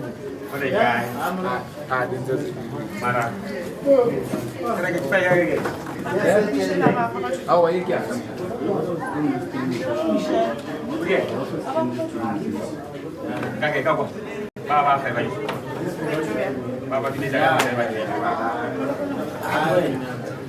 Kamu liberi kita, tapi kamu answer nama mereka. Kamu kalau mau komen kita. Bena, lisau jadi nabi.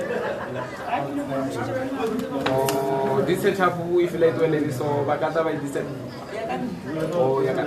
Then ari breno ngomong.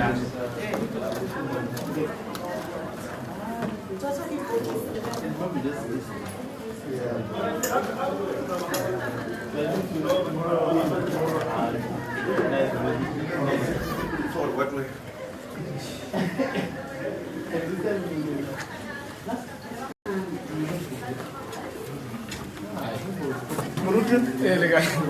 Lihat sama. No, saya lagi di sana. What are you doing? Tell it Jim. Ila izwi. Ai changile. Ila be ali bidra. Kuidra bashir. Ai china bana. Ila be ni jotino bora kichabri chana ka.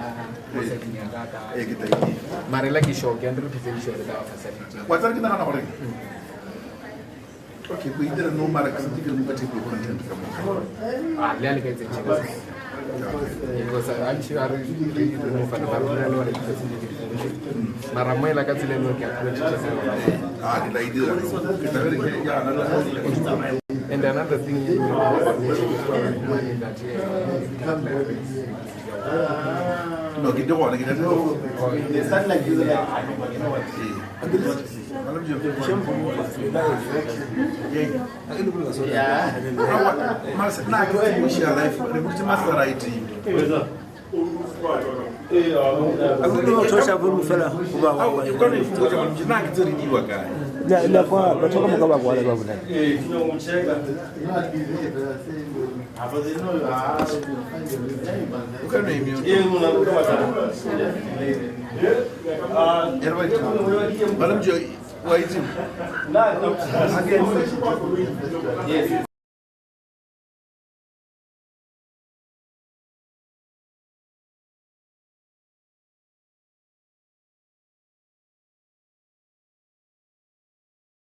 Yeah, I agree.